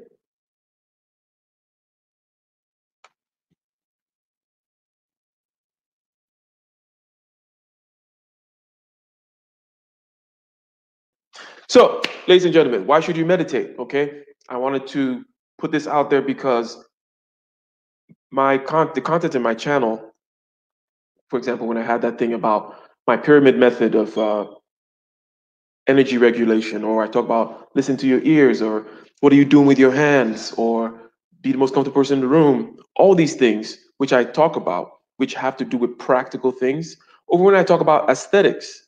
Okay, I talk about business, sales, influencing, aesthetics, money, this, that, and the other. But there's always an aspect of it that has to do with mastery of subjective consciousness. Okay, and I put it in a very simple, measurable, actionable, intuitive way. Okay, but I wanted to do these series just to make it clear that all this stuff is coming from somewhere.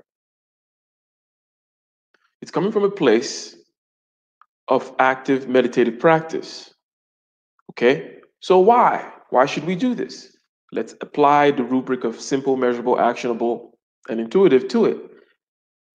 We are feeling, image, and talk.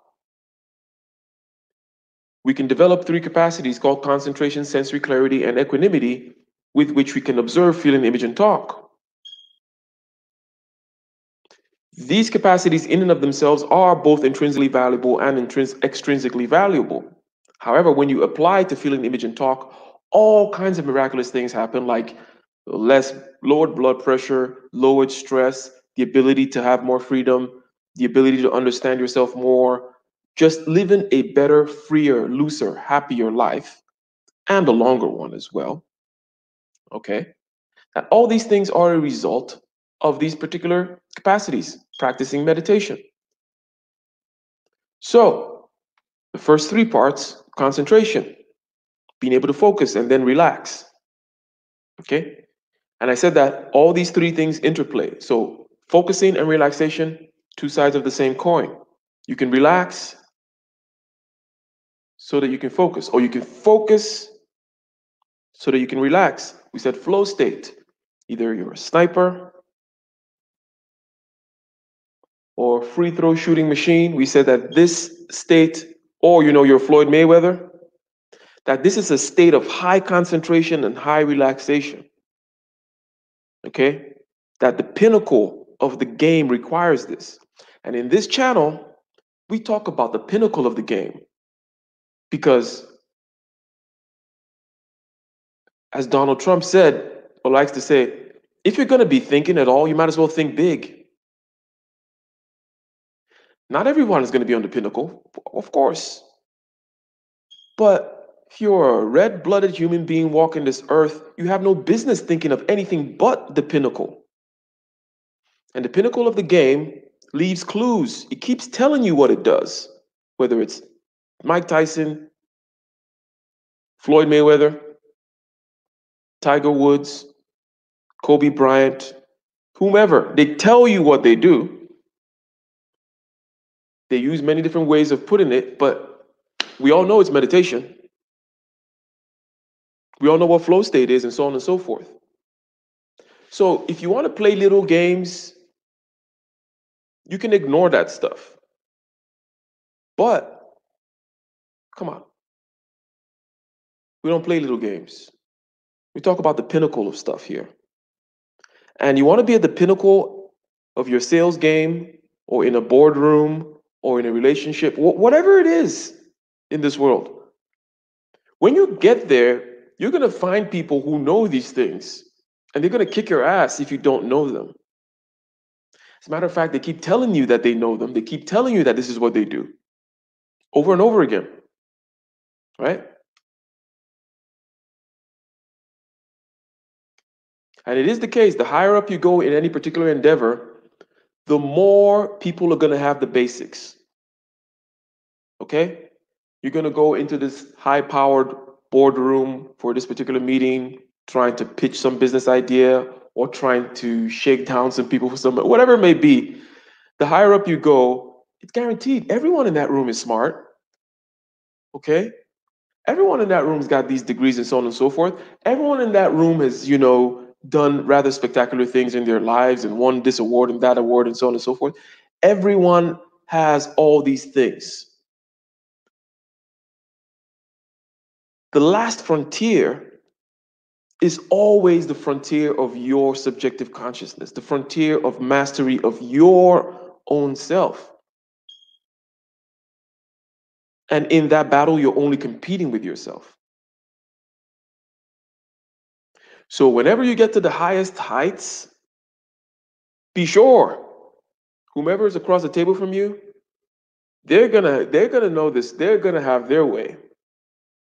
They're gonna have mastered themselves, whether through trial by fire or through whatever it may be, whatever their formal practice is, or wherever the confluence of historical experience that they've had has led them to that point.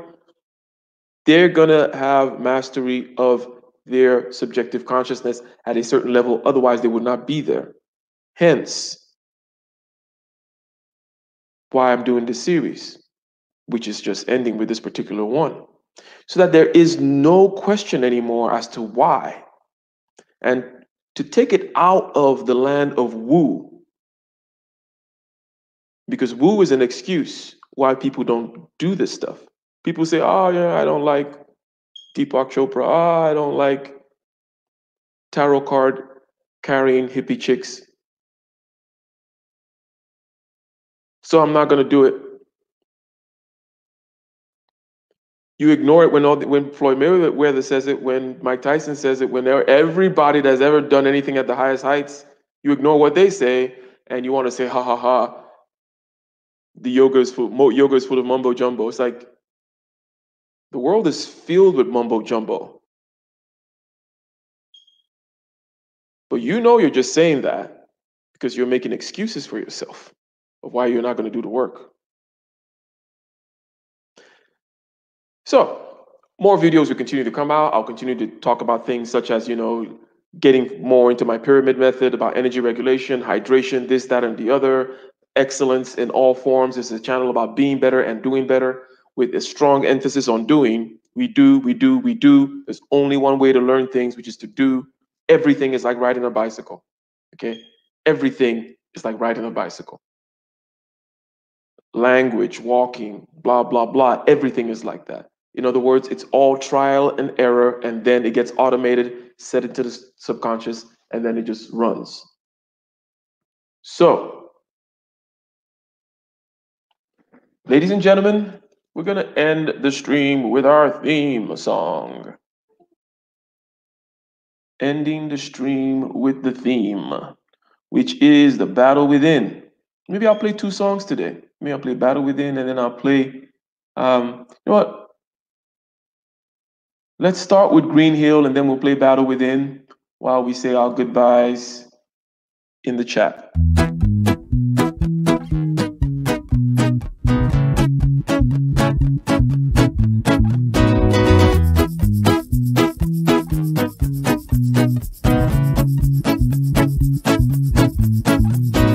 Wait for me by the Green Hill, my brother, build shelter. Make sure there's room for another. For surely what is mine unto you I will offer. For diligently guarding a citadel and cover. Wait for me by the green hill, my sister out there. You be safe from the blizzard and the blister. The marching will be hard, the mountains will shiver. So wait at the green hill down by the river. The harvest of the year and all the chaff is cast away. Marching then retreating to lift a march. I know that the resources are depleting. Guess it's just the price we pay. Emotions they are fleeting and lead many a man astray, tormented by the sword and the vagaries of war.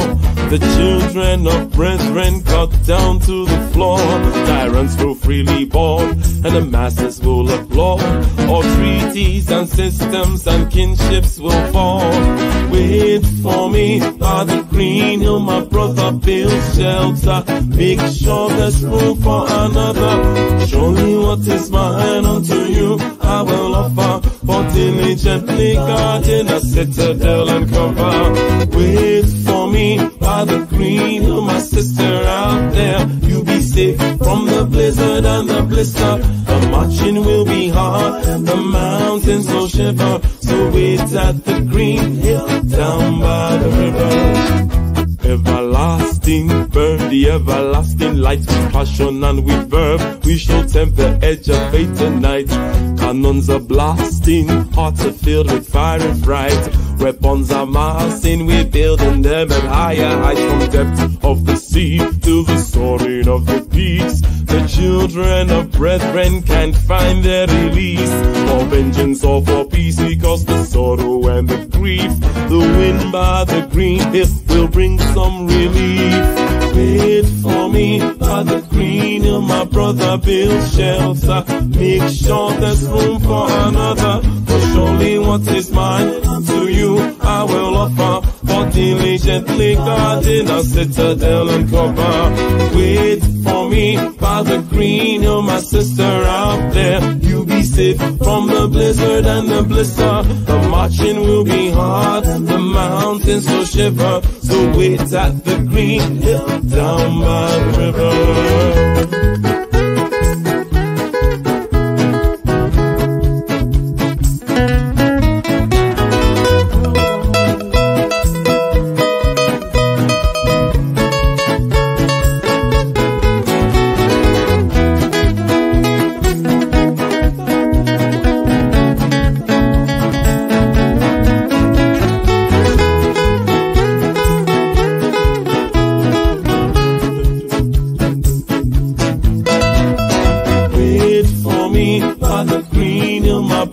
Build shelter, make sure there's room for another. For surely what is mine to you I will offer. For diligently guarding a citadel and cover. Wait for me by the green hill, my sister out there. You be safe from the blizzard and the blister. The marching will be hard, the mountains will shiver. So wait at the green hill down by the river.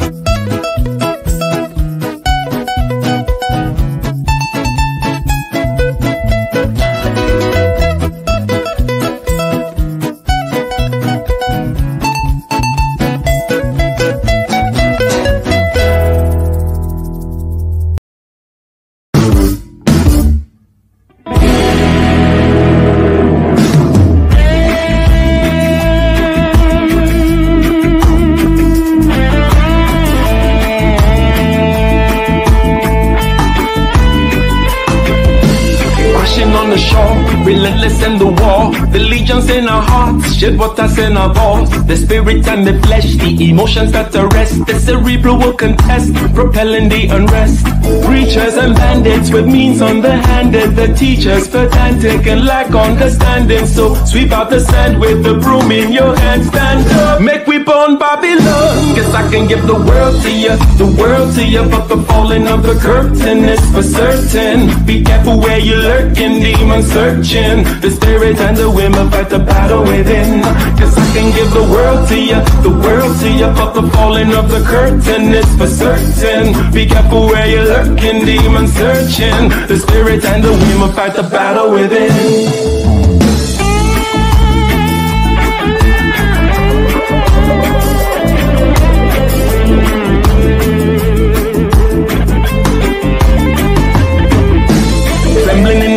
With the semblance of a blaze, with gratitude and rage, we touch another page with delirious delight, impervious to light. This vitality and might encourages the flight. Preachers and bandits with means underhanded, the teachers pedantic and lack understanding. So sweep out the stand with the broom in your hand. Stand up, make we born Babylon. Cause I can give the world to you, the world to you. But the falling of the curtain is for certain. Be careful where you're lurking, demons searching. The spirit and the women fight the battle within. Guess I can give the world to you, the world to you. But the falling of the curtain is for certain. Be careful where you're lurking, demon searching. The spirit and the women fight the battle within.